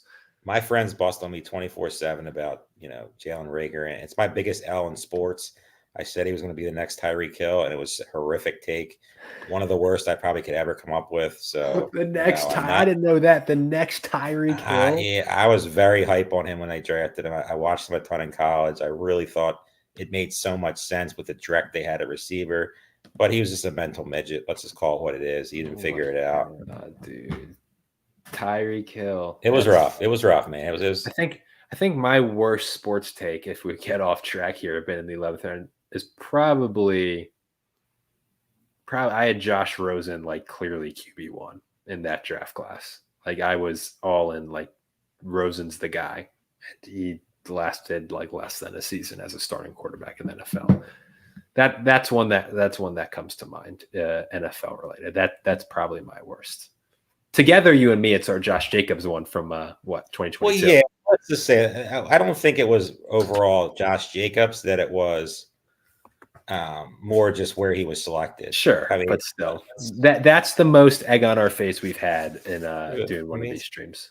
By doing these, you're going to get plenty of that. So it's just you take your L's where you take your L's. Yeah, we got to make takes. What's the point of doing these? I've always said you can't look like an absolute idiot if you're not actually making takes. That's what we're here for. Some of them work out, and we look like heroes, and some of them are just bona fide bozos. So yeah, real quick, Trevor Lawrence, was he the selection because I should say did you having Evan Ingram factor into the Trevor Lawrence pick, or was it Lawrence regardless of the build that you had? It was Lawrence. I mean, he was going to be my quarterback once I missed out on Jaden Daniels. So I mean, it really. All right, let's see. You're just buying a return. Yeah, I'm buying. Brian Thomas. This is one thing I would never recommend. Currently, right now, see if you can guess how many drafts I have going on. Right, currently? Yes. 6. Most of them I have other people picking for me, my partners, but no, 6 is, come on, man. 6, I wouldn't be talking. Don't give me too much credit. My brain isn't that talented. I'm trying. I don't know. 3 is the answer. Okay. Well, yeah, I was trying to make it look really cool that you were able to multitask this draft and then 5 others while also you're gonna like my next pick. You're gonna like my next pick if he gets there. Feels like some sarcasm there. No, there's no sarcasm involved. Oh, then I know. Then I know who it is. Let's see. You do. Let's see if he makes it. I'm doing this just for you. Just because not just for me. This guy. No, I'm doing this for you. Nobody else. This guy could be elite. You made a comment when I sent you my main event draft the other night. You said I should have took this guy. So let's see if he gets there. But I mean, I think I know who it is. I don't. There's no thinking. It's definitely him. If not, I'll be sad because I'm just doing this for you. I mean, dude, Team 9 is freaking, again, David Fincher, rope attention. He is just making us wait, as he should, to see who your next pick is, especially these ones that we're hyping up. It's cool. He didn't take Christian Watson, so I don't care what he does the rest of the draft. He's Nothing's going to make me upset the rest of this draft. Like, I could draft 10 running backs in a row and I wouldn't be upset. I mean, yeah, we're in the 12th round. It's very hard for something in these rounds to make you upset. The most upset I've seen you in a double-digit round was when Jacoby Myers got sniped from you and Bradley Stats there. I'm not going to lie, that was a little bit more acting. All right, he's there. He is there. The pick is Ray Davis. Hell yeah. Go Cats. I know that gets you all torqued up. Oh, yeah. I mean, that gets me going. Football season, college football season's tomorrow. We're there. Beyond my love, I mean, I'm always Kentucky biased. If I was with the FFPC in 2020 and not a sophomore in college, I would have been on here hyping up Lynn Bowden. I would have been hyping up Benny Snell in 2019. So there is absolutely bias to it. But Ray Davis, to me, as I said, if I take away my personal bias, it still feels like an amazing value in the 12th round for, and I mean this, a very good football player with intriguing high upside pass catching skills that he showcased in his last year at Kentucky. A guy who's running with the first team, has a really good style that fits that Buffalo offense. And while James Cook is talented, I don't think James Cook will never be fully in any fantasy player's circle of trust, as good as he was last year. That there's a reason he's still going in the 4th round despite the success he had last year, is that there's still a wariness to him. And I think a guy like Ray Davis is almost certainly going to siphon off touches and will slowly gain a bigger and bigger role. And then if James Cook gets hurt, that's a smash play. So brilliant pick.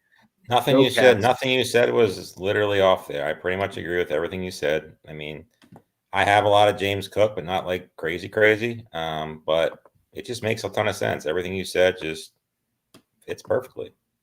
What about Jared Lorenzen, the hefty lefty? Before my time, but a legend. Who's bringing up Jared Lorenzen? Sean Green, hefty lefty. Kentucky my guy, legend. Sean Green. So Sean Green asked the question earlier, are we going to be at the party on Friday? Yes, we will be. Boy, we will also be there on Thursday. I've never seen you watch an Eagles game live, so that's going to be... The best part about the game is it's going to be against Dave and Balky, all those Packers bozos with their cheese heads on.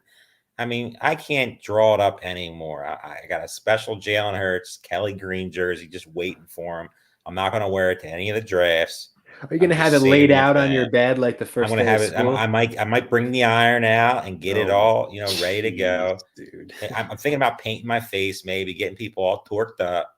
Probably won't be doing that, but maybe. You never know. How many beers deep will we be for that game? Or are you going to try and stay locked in? Don't you have a draft? Do you have a draft? No. Friday, I have a draft at 9 a.m. and I'm wide open literally the rest of the trip. So I did that purposely. My draft is after the Thursday game and first thing Friday morning. So, I'm going to be drinking as many high noons as I possibly can get my hands on during the game and during the party. I'll be fine during my draft. But I'm excited because I've never had the Eagles game that they were when they won the Super Bowl and they were in that game. I was at the game, so I was not in Vegas. I made the decision to go to the game, which I don't regret at all. But it was a bummer because it would be cool to watch an Eagles game, which I will be this year, especially because it's against the Packers, Balky, Dave, and the rest of those bozos. It'll be fun. We're going to have fun. Friday night's going to be fun. Thursday night's going to be fun. Those parties always get a little haywire, and especially with drafting after the game, that's going to be fun too. Yeah. For those wondering, obviously FFPC has a watch party for both the Thursday and now the Friday game live in Vegas. If you want to get the Thursday watch party, it's free if you are drafting the FFPC main event or at one of the live ancillary drafts in Vegas. It's free for you and up to one guest. Balky has been sending emails out to kind of essentially RSVP. So if you haven't seen those emails, check your spam. If not in your spam, or if you haven't yet, go do that if you're going. And then Friday, doing a slightly smaller watch party. It's maximum 250 people. It's $50 per person. We're going to have an open bar, I believe, for like a couple hours, and then it will be a cash bar. And then we'll have like snacks served and the big screen TV and all that. So again, look out for an email from, I believe, actually Chris Lambert sent out the email about the information for the watch parties. Me and Turp will be Absolutely. Yeah. Make sure you get back to her if you're coming to the party. Don't just show up, because it just makes things a lot more tricky. Send an email to her. She'll get back to you with a smiley face or whatever, and just let you know you're on the list. It just makes things a lot easier, because there's going to be a ton of people there, and they just want to make sure everybody gets to enjoy it. Permar 99 going to the Dogs tomorrow. Yeah, the noon start against Clemson. I mean, it's not even going to be a close game. I know we're getting very sidetracked on this draft, but college football season is here. And I think they're the best kind of ones where you just get totally sidetracked and you just talk literally about everything else. Yeah, I mean, the people have seen us do a bunch of drafts. This draft I'm doing is an absolute masterpiece right now. So it's really hard not to. Once a Chase Brown, I mean, you go Ridley, Brown, Watson. I mean, that's just. I mean, I don't know how I'm going to be able to be. It's just exciting. Turp, there was a comment in the chat. Obviously, he was drafted first overall in this. I think we mentioned it when it happened. Do you believe in the Madden curse? It's kind of hard not to. So is CMC with his lingering injury and on the Madden cover, like there's something there? There's definitely something there. It's definitely something to watch. Is it something that I'm like overly worried about? I don't have much CMC. It's not by choice. Today was the first time I got a chance earlier to draft him, and I did. Number one, I'm on the clock, so let me get this out of the way too. Just another lottery ticket. I'm trying to get as many as them before this running back room gets real dark. Kamani Vidal. I don't trust Gus Edwards. I don't trust DK. I don't trust J.K. Dobbins. I know they just added Hassan Haskins, who was a little bit of a guy I liked. I think it was 2 years ago. It might have been last year. I don't remember. As a backup when Derrick Henry was there. He's a Michigan guy. Definitely a guy that like I would keep on a radar. When it comes to deep fab and stuff like that, just because he is a Michigan guy, so he has that familiarity with Harbaugh. But I think Vidal is the most juice in that backfield. He's my sixth running back on a team that, I guess you could say running back's the weakness right now. But I'm taking as many lottery tickets in these rounds as I can, because when I'm building a team like this with the 5 receivers that I have, not really worried about receivers. There's plenty of other high upside receivers that will be coming off the board here soon that I like. Same thing in the tight end room. There goes one of them right there. That's a good pick with Jalen McMillan. He's definitely a guy who I've been targeting, a good amount. So yeah, it looks like I'll be. Hold on, I'm still kind of far away. I gotta ask you, Turp, real quick. Go ahead. With a guy like Vidal, and this is about in-season management, I'm sure it's dependent on what happens with your team, with injuries, underperformance, overperformance. Like a guy like Vidal, if you're drafting the 13th round, in your just general sense, if you're averaging kind of all your years, how long do you hold on to him? Like, let's say he's clearly running back 3, but when Dobbins has injury problems, Gus Edwards isn't the most, exciting, sexy back. Vidal, at some point, if something happens to Dobbins or Edwards, you expect Vidal to get an opportunity. Essentially, the question is like, how long can you wait on him? Is there like when you're picking him, is there a set time, or is this kind of like, if I don't see it after a couple of weeks, he will be a cut candidate for me? You got to give him a little time. You got to give him a couple of weeks, see what's going on in that backfield. If somebody takes that job, you pretty much cut the guy. It's tough to say, how long you hold him for, because it all depends on what your roster's looking like. If guys get hurt, if you need that roster spot, maybe you give up on him a little early. He is my 6th running back. So I have the flexibility of, waiting a little bit longer, because we all know the running back, it gets ugly out there. After there's going to be a drop off here, and especially in these main event and fantasy pros, you see guys that fall a little bit more. Hold on 1 second, I got to make a pick in another league. Look at you multitasking. I'm trying to multitask right now. I have There's a people who do draft dozens. There's people who do. I don't know. Like I get tweaked doing 2, 3. My one just ended, so that's good. Good so, the good thing. I'm going. I'm listening. Go ahead. Yeah, before New York Jets defense. That's interesting. I wanna get to a question. Permar 99 is asking. Like Terp, would you drop Audric Estime as RB9 for McMillan as his wide receiver 7? I assume the answer is yes. I would say yes. Yeah, 100%. I think Audric Estime does have value, but the buzz of McMillan is too much to ignore. The fact he's on waivers is nice. And I mean, if I'm reading this right, if Audric Estime is your running back 9, I'd take your upside flyer on McMillan. Good position to be in, I'd say. Definitely a good position to be in. Two upside names that could be. To answer it, just to me, McMillan seems like he has way more. He definitely is going to be playing. The thing with Jalen McMillan is he's going to be playing almost every down. I mean, he seems like the guy who's. I mean, he's my target if I'm targeting these like 14th, 13th round, 15th round guys. I pretty much target him in pretty much every draft. So I know, Terp, you almost have kind of said it with some of your exposure to certain players. Like the Broncos offense, which I feel like for the first couple of months of our live streams, we were very rightfully anti-Sean Payton, just anti the players. And the last month, there's been this kind of across the fantasy community, almost like a gradual rise. And like, maybe the Broncos aren't that bad, which is very possible. But I think McMillan buzz outweighs Audric Estime, especially with kind of the positivity towards Javonte Williams, Jaleel McLaughlin's there, and Blake Watson made the roster. And Sean Payton was pretty profuse in his praise towards Watson throughout training camp. So I'd be feeling pretty comfortable dropping Audric Estime, and I think McMillan is someone you want to have week 1. Would Estime be the guy? It's always possible. Anything's possible. But it's down the line. It's down the line. I mean, we just don't know. Like, he's definitely a speculation. If you have deep rosters, if you're telling me Estime versus McMillan, it's McMillan 100% of the times. If Estime beats you, he beats you. But McMillan could easily, win. Like, why not? He's going to be playing on the outside. He's going to be playing a ton of snaps.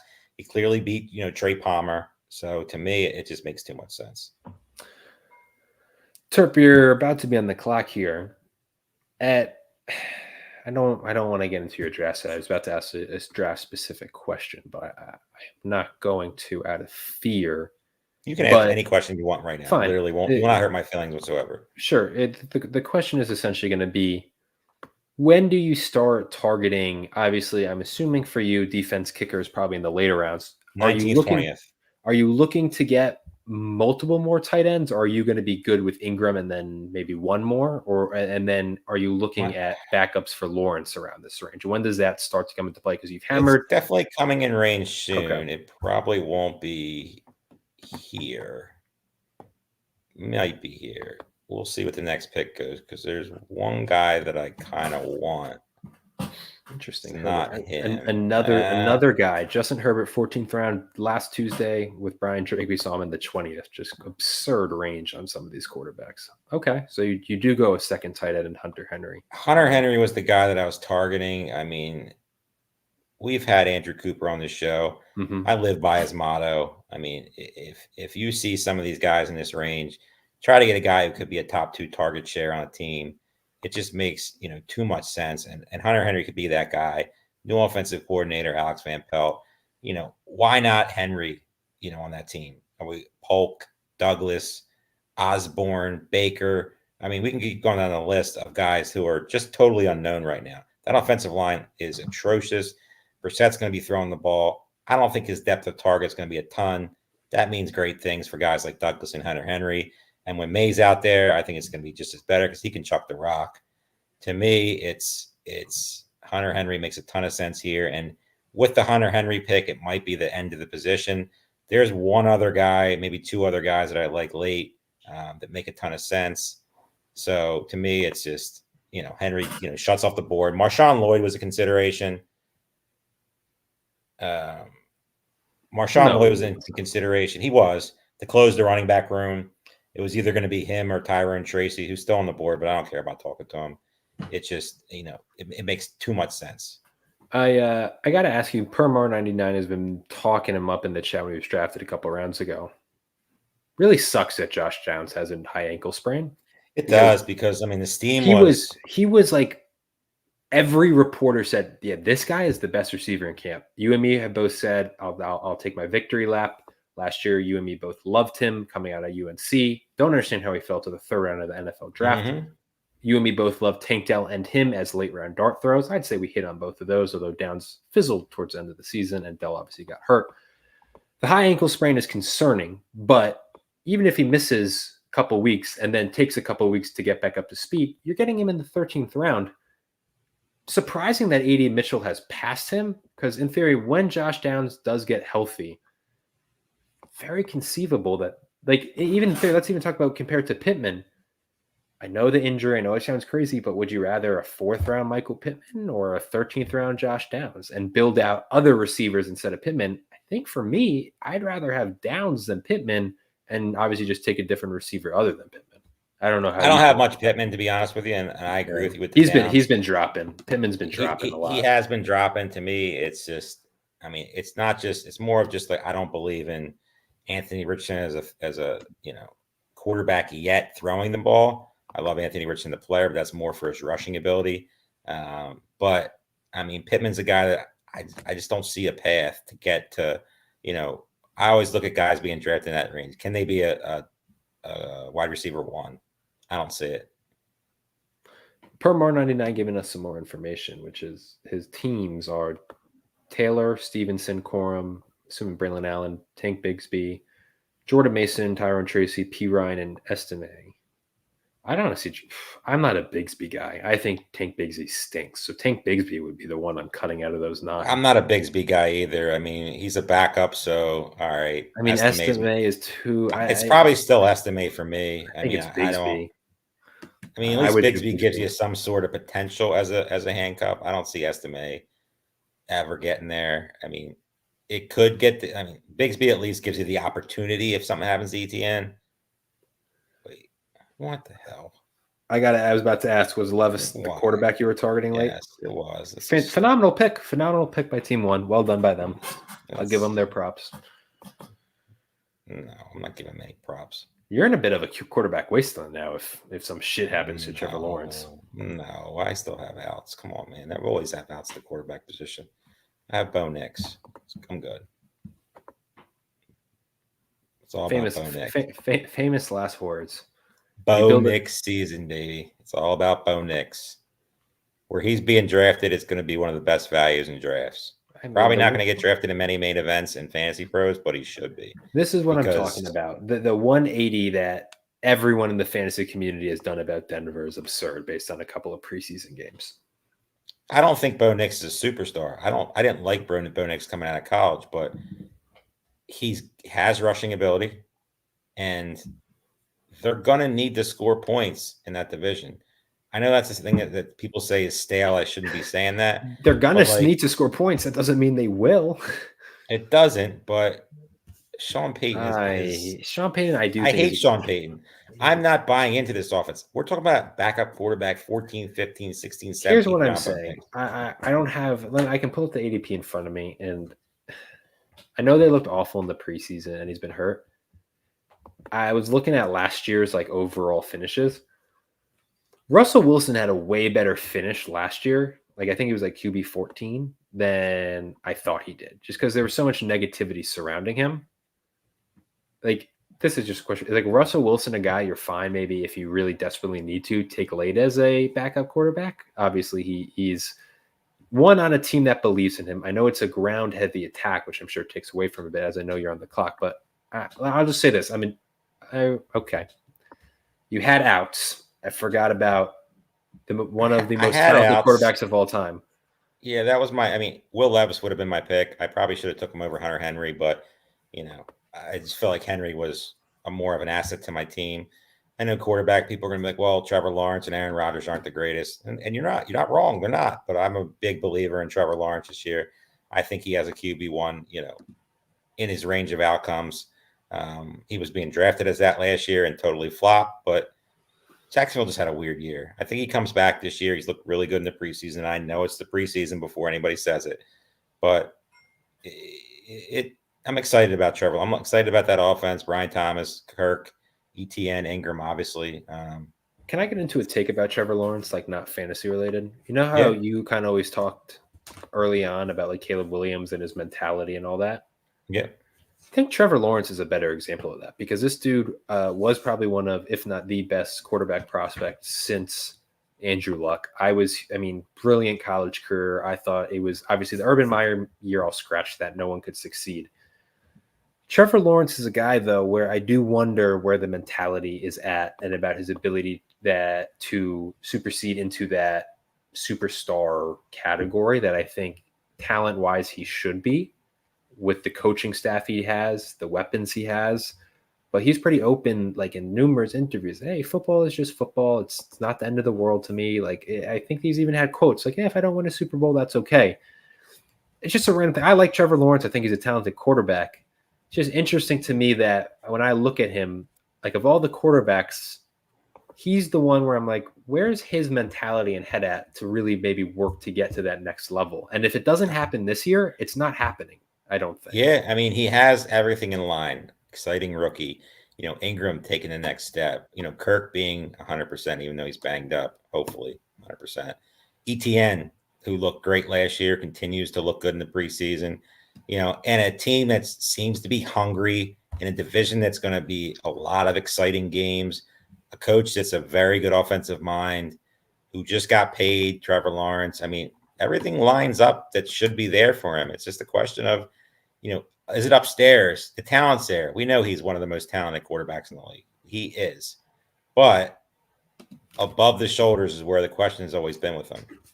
So if he figures it out this year, Jacksonville is going to be all the guys on Jacksonville are going to be guys you want to own, every single one of them. Yeah, Jacksonville's definitely an interesting spot. We see Brian Thomas rising up boards. Christian Kirk is there. Evan Ingram is obviously one of the most, if not the most underrated tight end season ever, I'd say. Literally no one. When I look and no one's talking about ETN either. For a second, third round pick, not a peep about ETN. The problem with ETN is he's in the same range that I talk about. Like, I love ETN. I'm drafting him a ton. Yeah. If I start two receivers, like if I figure out a way to start A.J. Brown Harrison, I would love ETN at that pick. Absolutely love him in the third round. The issue comes into, let's just start, you start with Bijan or you start with, Breece Hall or McCaffrey, even in some cases. It's just harder to click that button because there's so much value at their running back position that if you're going to be behind the eight ball. You're going to be chasing tight end, chasing receiver. It's all about structure. It's all about, the build and, I'm about to be on the clock, so let me just make this pick. No, you don't have to worry. Team 9 is going to take you down to the wire there. He's definitely helped me out because I'm not really paying that much attention to the draft. But it's making things a lot easier that he's, gone all the way down to this. So whoever he is, Rowdy Boys, thank you. I really appreciate it because you're making my life a lot easier. Even though my highest owned player will be the next pick.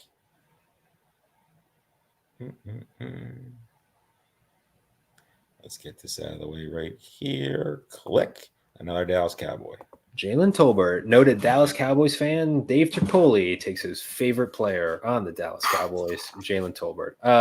Real quick, before we get into Tolbert, which I think we've mentioned how he's one of your most owned players, but I haven't actually delved into why you own him so much. Real quick on Rodgers. Beyond the Achilles, there was also his last healthy year in Green Bay wasn't a great. You started to see a fall off fantasy wise. He obviously is going to be in probably a run heavy offense, but I do think there's enough there. If Lawrence doesn't pop like you're expecting him to, your quarterback position is just in trouble. If he does, very big trouble. Yes, Rodgers probably has enough weapons where you can confidently slot him in. And yeah, there might be some weeks let's say you start Rodgers 2 or 3 weeks this year. Maybe one of them it is just the Breece Hall. They run the ball. He goes. Rodgers has 200 yards and a touchdown. It doesn't give you much, but he also has enough there with Garrett Wilson, with Breece Hall in the receiving game Obviously, Malachi Corley, Mike Williams is there. That he has enough there, and I'm sure there's going to be flashes of prime Rodgers. You just gotta hope that the weeks that Aaron Rodgers may be in your lineup are those flashes. Now, Jalen Tolbert, let's talk about him. You're on your soapbox, most owned player. Sell the people on Jalen Tolbert. Brandon Cook's banged up, first of all. That's really not that meaningless. That's just health things. They added absolutely nobody. No rookie, no guy who's given any buzz whatsoever. Jalen Tolbert actually played well at the end of the last season. He's had a good camp. Hasn't played, which is great. That means they believe in him. Yeah. Haven't seen him out there. He's been sitting with the other starters. He's not out there with the scrubs. So he's not something that, if you saw him out there with the backups and all that stuff, and then you'd worry. Hasn't been. CeeDee Lamb, obviously late to camp. Might take a little bit for him to get acclimated back into football shape. Jalen Tolbert in an offense that we know is going to throw the ball a ton makes tons of sense. He was pretty much free in drafts all over. Still a young player, still a guy that could turn into a player. I mean, he's had a rocky start to his career, but it seems like he's figured it out. All the press has been positive in Dallas. Where he's being drafted, all things considered, it's really hard not to like him as one of the best values in drafts right now. I love him. No issues whatsoever taking him. It's really hard to find a guy like this low that you really get behind. And he is definitely my guy this year. Let's say you win the $1 million grand prize and Jalen Tolbert is the reason you do it. Will you commit on the show to showing up to Vegas next year in a Dallas Cowboys Jalen Tolbert jersey? No, let's not get crazy. Well, then. No. Maybe like a Jalen. Where's he go to college? I'll wear one of those. I'll find that somewhere. Oh, now you're testing me. It was Fresno State? Someone in the chat. I will dress trivia. Jalen Tolbert, Fresno State. Is that it? I will drive at literally his high school jersey. I will never put a Dallas Cowboy jersey on. Jalen Tolbert College. Were you right? I knew it was a red school. South Alabama. That might be difficult to find. Fresno State probably figured that out. Fresno State. That's bad. I'm a trivia guy. Should have known that. South Alabama. I used to be you used to ask me especially college basketball. You used to ask me any player where they go. Me and a good friend of mine who went to college, we would know everything. Now, I'm 40 now, man. My brain doesn't work like that anymore. Oh,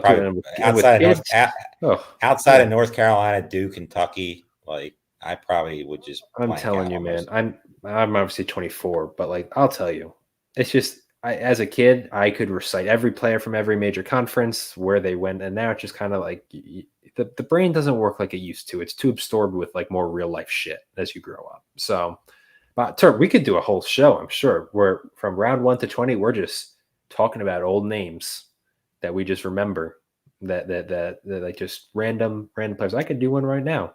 I miss Ben Jarvis Green Ellis.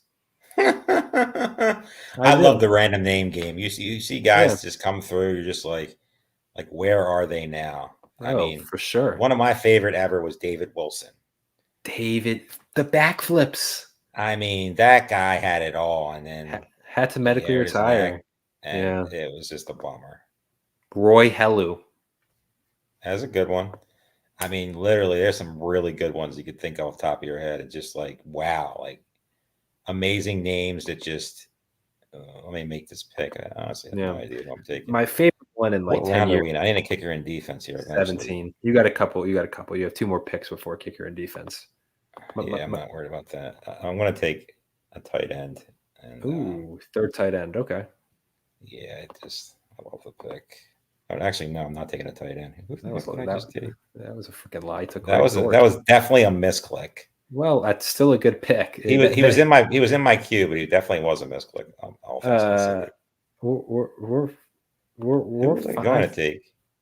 We don't freaking know, dude. It's 17th round, FantasyPros Championship, Draft-A-Thon weekend. $50 from every draft goes to Casey to the rescue, which saves dogs from kill shelters. That's all right. He's still there, so I'll take. I don't mind Greg Dortch, by the way, in the 17th round. There's similar. I think he has value. I mean, I was talking about Wilson and Dortch, and with Zay Jones being out, I'm very high on that offense. Yeah. I think he's going to get plenty of targets, all things considered. So, I just think it's funny. Obviously, Ian Hartitz is a big fantasy presence, especially on X, and his Greg Dortch post never failed to make me laugh. So I'm rooting for them. Right, Dominic Davis. Sean, is that before my time? Should I know who Dominic Davis is?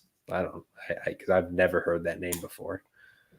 I mean, there's certain guys that get drafted in the 20th round of these deeper leagues, and you're just like, even people who are established and do millions of these, like myself, you literally have no clue who these guys are. Oh, for sure. But the best ones are the ones where I've said it openly. People who come on these shows, whether it be Balky's podcast or our live draft coverage, are smart. Well, maybe not you. You know your shit. Will introduce me to names. Now, the best one on Balky's High Stake Fantasy Football Hour, I believe it was March. No, it wasn't March. It was after the draft. So it must have been May. Guy was saying, I'm taking Isaiah Pacheco. Isaiah Pacheco's rookie year. I'm taking Isaiah Pacheco in the 20th round of every single draft I do, and you should be too. I'm like, Isaiah Pacheco, you look him up, and then lo and behold, I mean, Puka Nacua, little bit more well-known, but another one is just these guys who they start popping up. Is Jordan Whittington that guy this year? I know there's another name. Jermaine Burton. I mean, Marvin Mims comes in. But I'm just saying guys that names that just come out of that started off as players that kind of faded off. Like Jermaine Burton went from being the popularest guy in fantasy football late to now even not even being drafted. Are you planning to take a tight end here? Yes. Okay. So can I say? You can probably figure out the tight end very easily if you. Can I say a name then? Can I say a name? I don't really care. You can say it. Not tight end is the example of this year guy didn't, and I'm sure a lot of people didn't have a ton of knowledge on, but is rising, rightfully so, is Malik Washington, right? And for the Dolphins, because opportunities there, he fits what they like in their receivers, and Jalen Waddle's banged up, Tyreek Hill's banged up, Odell is not going to play at least for 4 weeks. Maybe he's a guy who can kind of emerge as an early on fantasy, little bit of I wouldn't say star, but a fantasy starter nonetheless. You're trying to take a tight end, and then you're on to defense and kicker. Who is this tight end you're going to be targeting? Let's see. Team 9 is winding down. In all seriousness, I don't care who he takes. My pick was going to be Greg Dulcich last time. So he's probably going to be my pick here. But there's also a chance that I take Malik Washington because we did talk about this on the pre-thing. So I'm going to make that decision here shortly. All right, he takes Rashad. Oh, he didn't. I thought he took. He did not take Rashad Bateman. Another one. I love this guy. Just goes down to the last click. Harrison Butker. I will say just real quick, Rashad Bateman, another one. 18th round. You can cut him if nothing, but for all the buzz that's been there, you got to like that pick. You take Dulcich as your tight end 3. Then you're on to kicker and defense. I'm being informed that Dominic Davis played at LSU from 2003 to 2005. And then for the Texans, Sean, I was 3 years old. So, yeah, not the random name game only goes so far when you're dealing with someone born in 2000. Seriously. So, Terp, obviously defense and kicker, put that aside. I'm assuming you feel really good about this draft, right? Greg, very excited about it. I mean, the quarterback room, not the best, but at the end of the day, I'm banking a lot on Trevor Lawrence. But you're a believer in Lawrence, so you can. I'm a believer in Lawrence, and when I missed out on Jaden Daniels, I kind of just was okay with just stacking as much as I could depth wise, and I feel like I did that with Robinson, Dowdle, Davis, Vidal, all those guys. After Lawrence, to me, it's massive drop off. Yeah, I like guys like Goff. I love guys like Stafford, Purdy, guys like that. But players like Tua and Kirk Cousins, there's not guys I draft a ton because their upside is very limited. They have no rushing upside at all. At least I know with Trevor Lawrence, he has the ability to, do all that. So, I would give it a solid A-, all things considered. I mean, the Joe Mixon pick got me a little tilted, but I mean, if Joe Mixon turns out to be what he was being drafted at before the minor stuff in the preseason, I really, really like this team. This team definitely could be a force. I mean, a lot of things got to go my way, but we know the receivers, love them. Running backs, Chase Brown's my 4th running back, I think, on this team. Let me check that again. 3rd running back, which is 2nd running back. What am I talking about? Chase Brown. Rico Dowdle is my 4th running back, who easily could be the best running back on this team. Ray Davis gives me a flyer. If you can get Davis or Vidal as the rookie breakout running back, and Dowdle to kind of hit on the expectations that some people are placing on him, your running back room all of a sudden looks in a really good spot, regardless of what Joe Mixon does. I agree. Couldn't agree with you more. So I don't even know what I was going to ask, to be completely honest. Better off that way. Just totally blank out. One of our longer drafts. I know what I was going to say. As I've said, for those who are just joining us or right before people start heading out, this is FantasyPros Championship Draft-A-Thon weekend. Terp is obviously drafting in it now. You can draft in it. There are 16 drafts popping off every single day, really starting at 10 a.m. through 12:30 a.m. The next day at night. So for each FantasyPros Championship draft that fills, $50 will be donated to KC to the Rescue. KC to the Rescue is a volunteer organization that rescues dogs from kill shelters right before they're about to be euthanized. Our very own Chris Lambert is the founder of this great organization, and her team of volunteers take a shuttle down to Lexington, Kentucky, pick up all these dogs. As she had said to me, her record amount in a shuttle was 92 dogs she had saved. They do this about 23 to 25 times a year. They pick up all the dogs. They take them throughout a variety of partnered shelters in Erie and Buffalo, multiple in Canada, Rhode Island, Massachusetts, New Hampshire. They want to always make sure they don't want to ever over flood one single shelter with dogs. So they take hours out of their weekend. It takes their whole weekend. So $50 from each draft is going to them. Every draft, if you sign up for a FantasyPros Championship draft this weekend, which goes through midnight on Labor Day, you will be helping to save dogs. You will be helping Chris and her team get the necessary funds that they need to improve their operation and expand it. Because we all love dogs. We want to save dogs, and we want to help Chris, who has done so much for us in this fantasy football community. So that is my pitch. So if you're going to draft, might as well do it when you can win $1 million and you can save dogs. Help out a ridiculously great cause and a ridiculously great person. I mean, I could talk for Chris for 24 hours straight. I mean, she does so much for, the FFPC, and obviously, off the field, she's great too. So to me, do what you can, get in a draft. She's the greatest. Yeah, obviously I'm trying to get the numbers up here. Someone's asking how many drafts every morning on our social media, and I'll probably update it like on the My Teams page. I will be updating how much has been raised so far, how many teams drafted.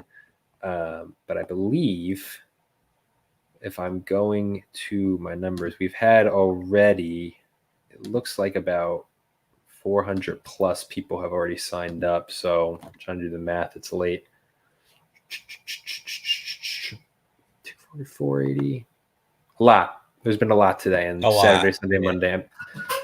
It's good amount. It's almost 10:30. The brain's not working, but let me try and figure it out. This is embarrassing. I would say roughly. You've literally been nonstop for 24 hours a day. I barely answer a text that I send you. Yeah, well, this is our. You're nonstop trying to get these leagues filled. We got best ball done. Now we got to get the main event. How about that? Superflex and then get the fantasy Superflex main event, Fantasy Pros. It's a big weekend for everything. If you haven't hopped in a draft yet, and hey, maybe you don't have $350 or $2,000 or whatever it is, get a couple partners together and get on the site. It's worth taking a shot at life-changing money. Yeah, and that was a long way to say. Roughly, I would say around $2,000 has already probably been raised. Last year, the charity we did, the American Breast Cancer Foundation, to help fight breast cancer, and I think we raised $10,500. So we're trying to beat that this year and save some dogs. So to anyone, I implore you guys, please help out in any way you can. Help this great charity, help this great person, help save dogs. All you got to do is just draft for $1 million, which is a great deal to us. As Terp had mentioned, the best ball tournament is actually filled. So if you're looking to fill your best ball fix, Superflex best ball tournament is filling all the way through the Thursday kickoff. Spots remain there. I think there's probably about 16 or 17% left of the tournament. That is $35. It will fill. Don't wait too long. Oh yeah, do not miss your chance. That one is on pace to fill. $35 entry, $100,000 grand prize, over $575,000 in the total prize pool. And here's the big thing: and I know these last 2 rounds is just my pitch. At the other sites, your drafts rooms may not fill. It takes a while. FFPC, we have drafts filling fast every single day. Like if you sign up for a draft on FFPC, you will be drafting that day. Your 1,000%. So get in here, get drafting, save dogs, get in all our contests. We still have spots in the main event open. If you want to take down the granddaddy of them all and compete in the FFPC's flagship contest, obviously the Fantasy Pros has a ton of spots left. And if you're going to draft in the Fantasy Pros Championship, this is the weekend to do it, as I've said, because $50 from each draft is donated to charity. Terp, leaving it off on your draft, take away Chase Brown and Christian Watson because we've already talked about it enough. Favorite pick that you had, whether it be value or just anything. It doesn't have to be a value pick yet, but what was your favorite pick from your draft tonight? A guy that I've been adding a ton lately, I actually forgot he was there. I probably would have took him earlier, is Greg Dulcich. I mean, there's not much to like right now, and it's very ugly in Denver, but to get him in the 18th round, he easily could be, the top target guy behind Cortland Sutton on that team. If Bo Nix does figure it out, I think he's one of the best picks in fantasy drafts right now. He's definitely a guy I've been adding a ton of. He's too cheap right now.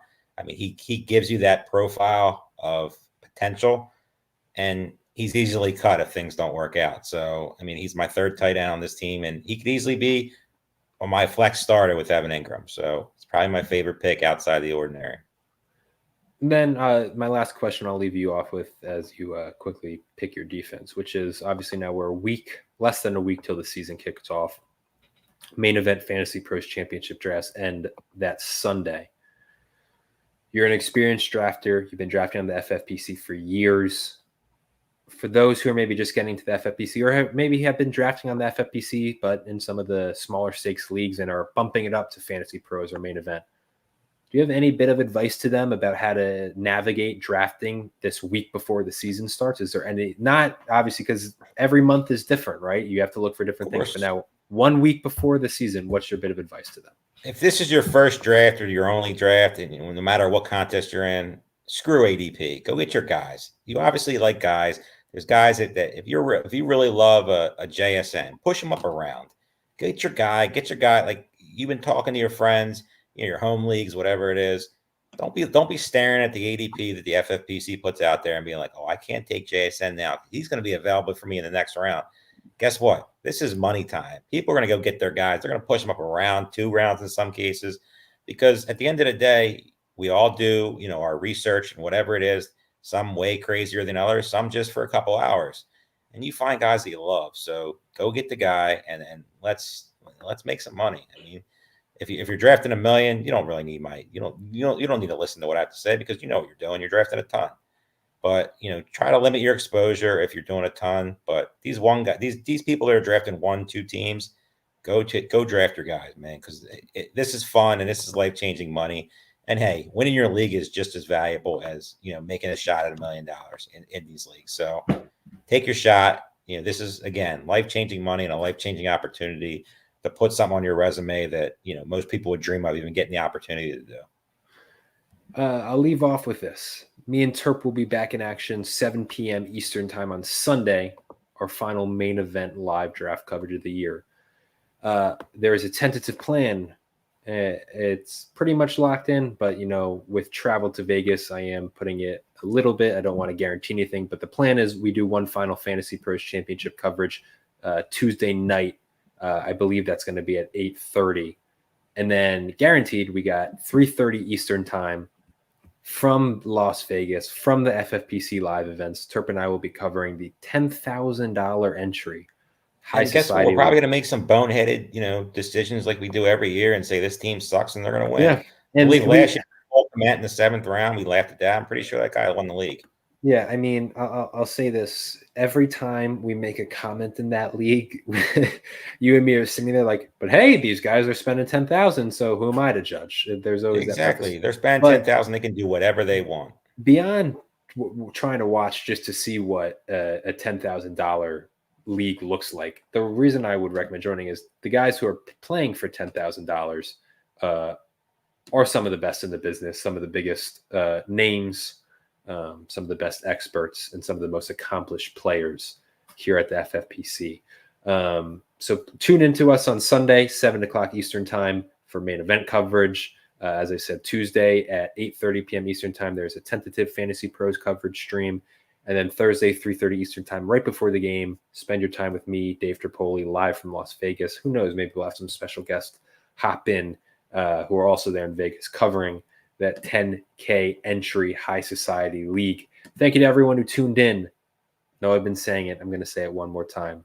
Drafting the Fantasy Pros Championship this weekend from Saturday, Sunday, Monday. $50 from each draft will be donated to KC to the Rescue, a volunteer organization that saves dogs from kill shelters and transports them across the country to partner shelters, allowing them to get loving homes. That's going to do it for myself, Aiden LaCorey. Thank you to everyone who drafted. Thank you to everyone who participated in the chat. We will see you guys on Sunday night. Get drafting, get drafting, get drafting. Thank you, guys.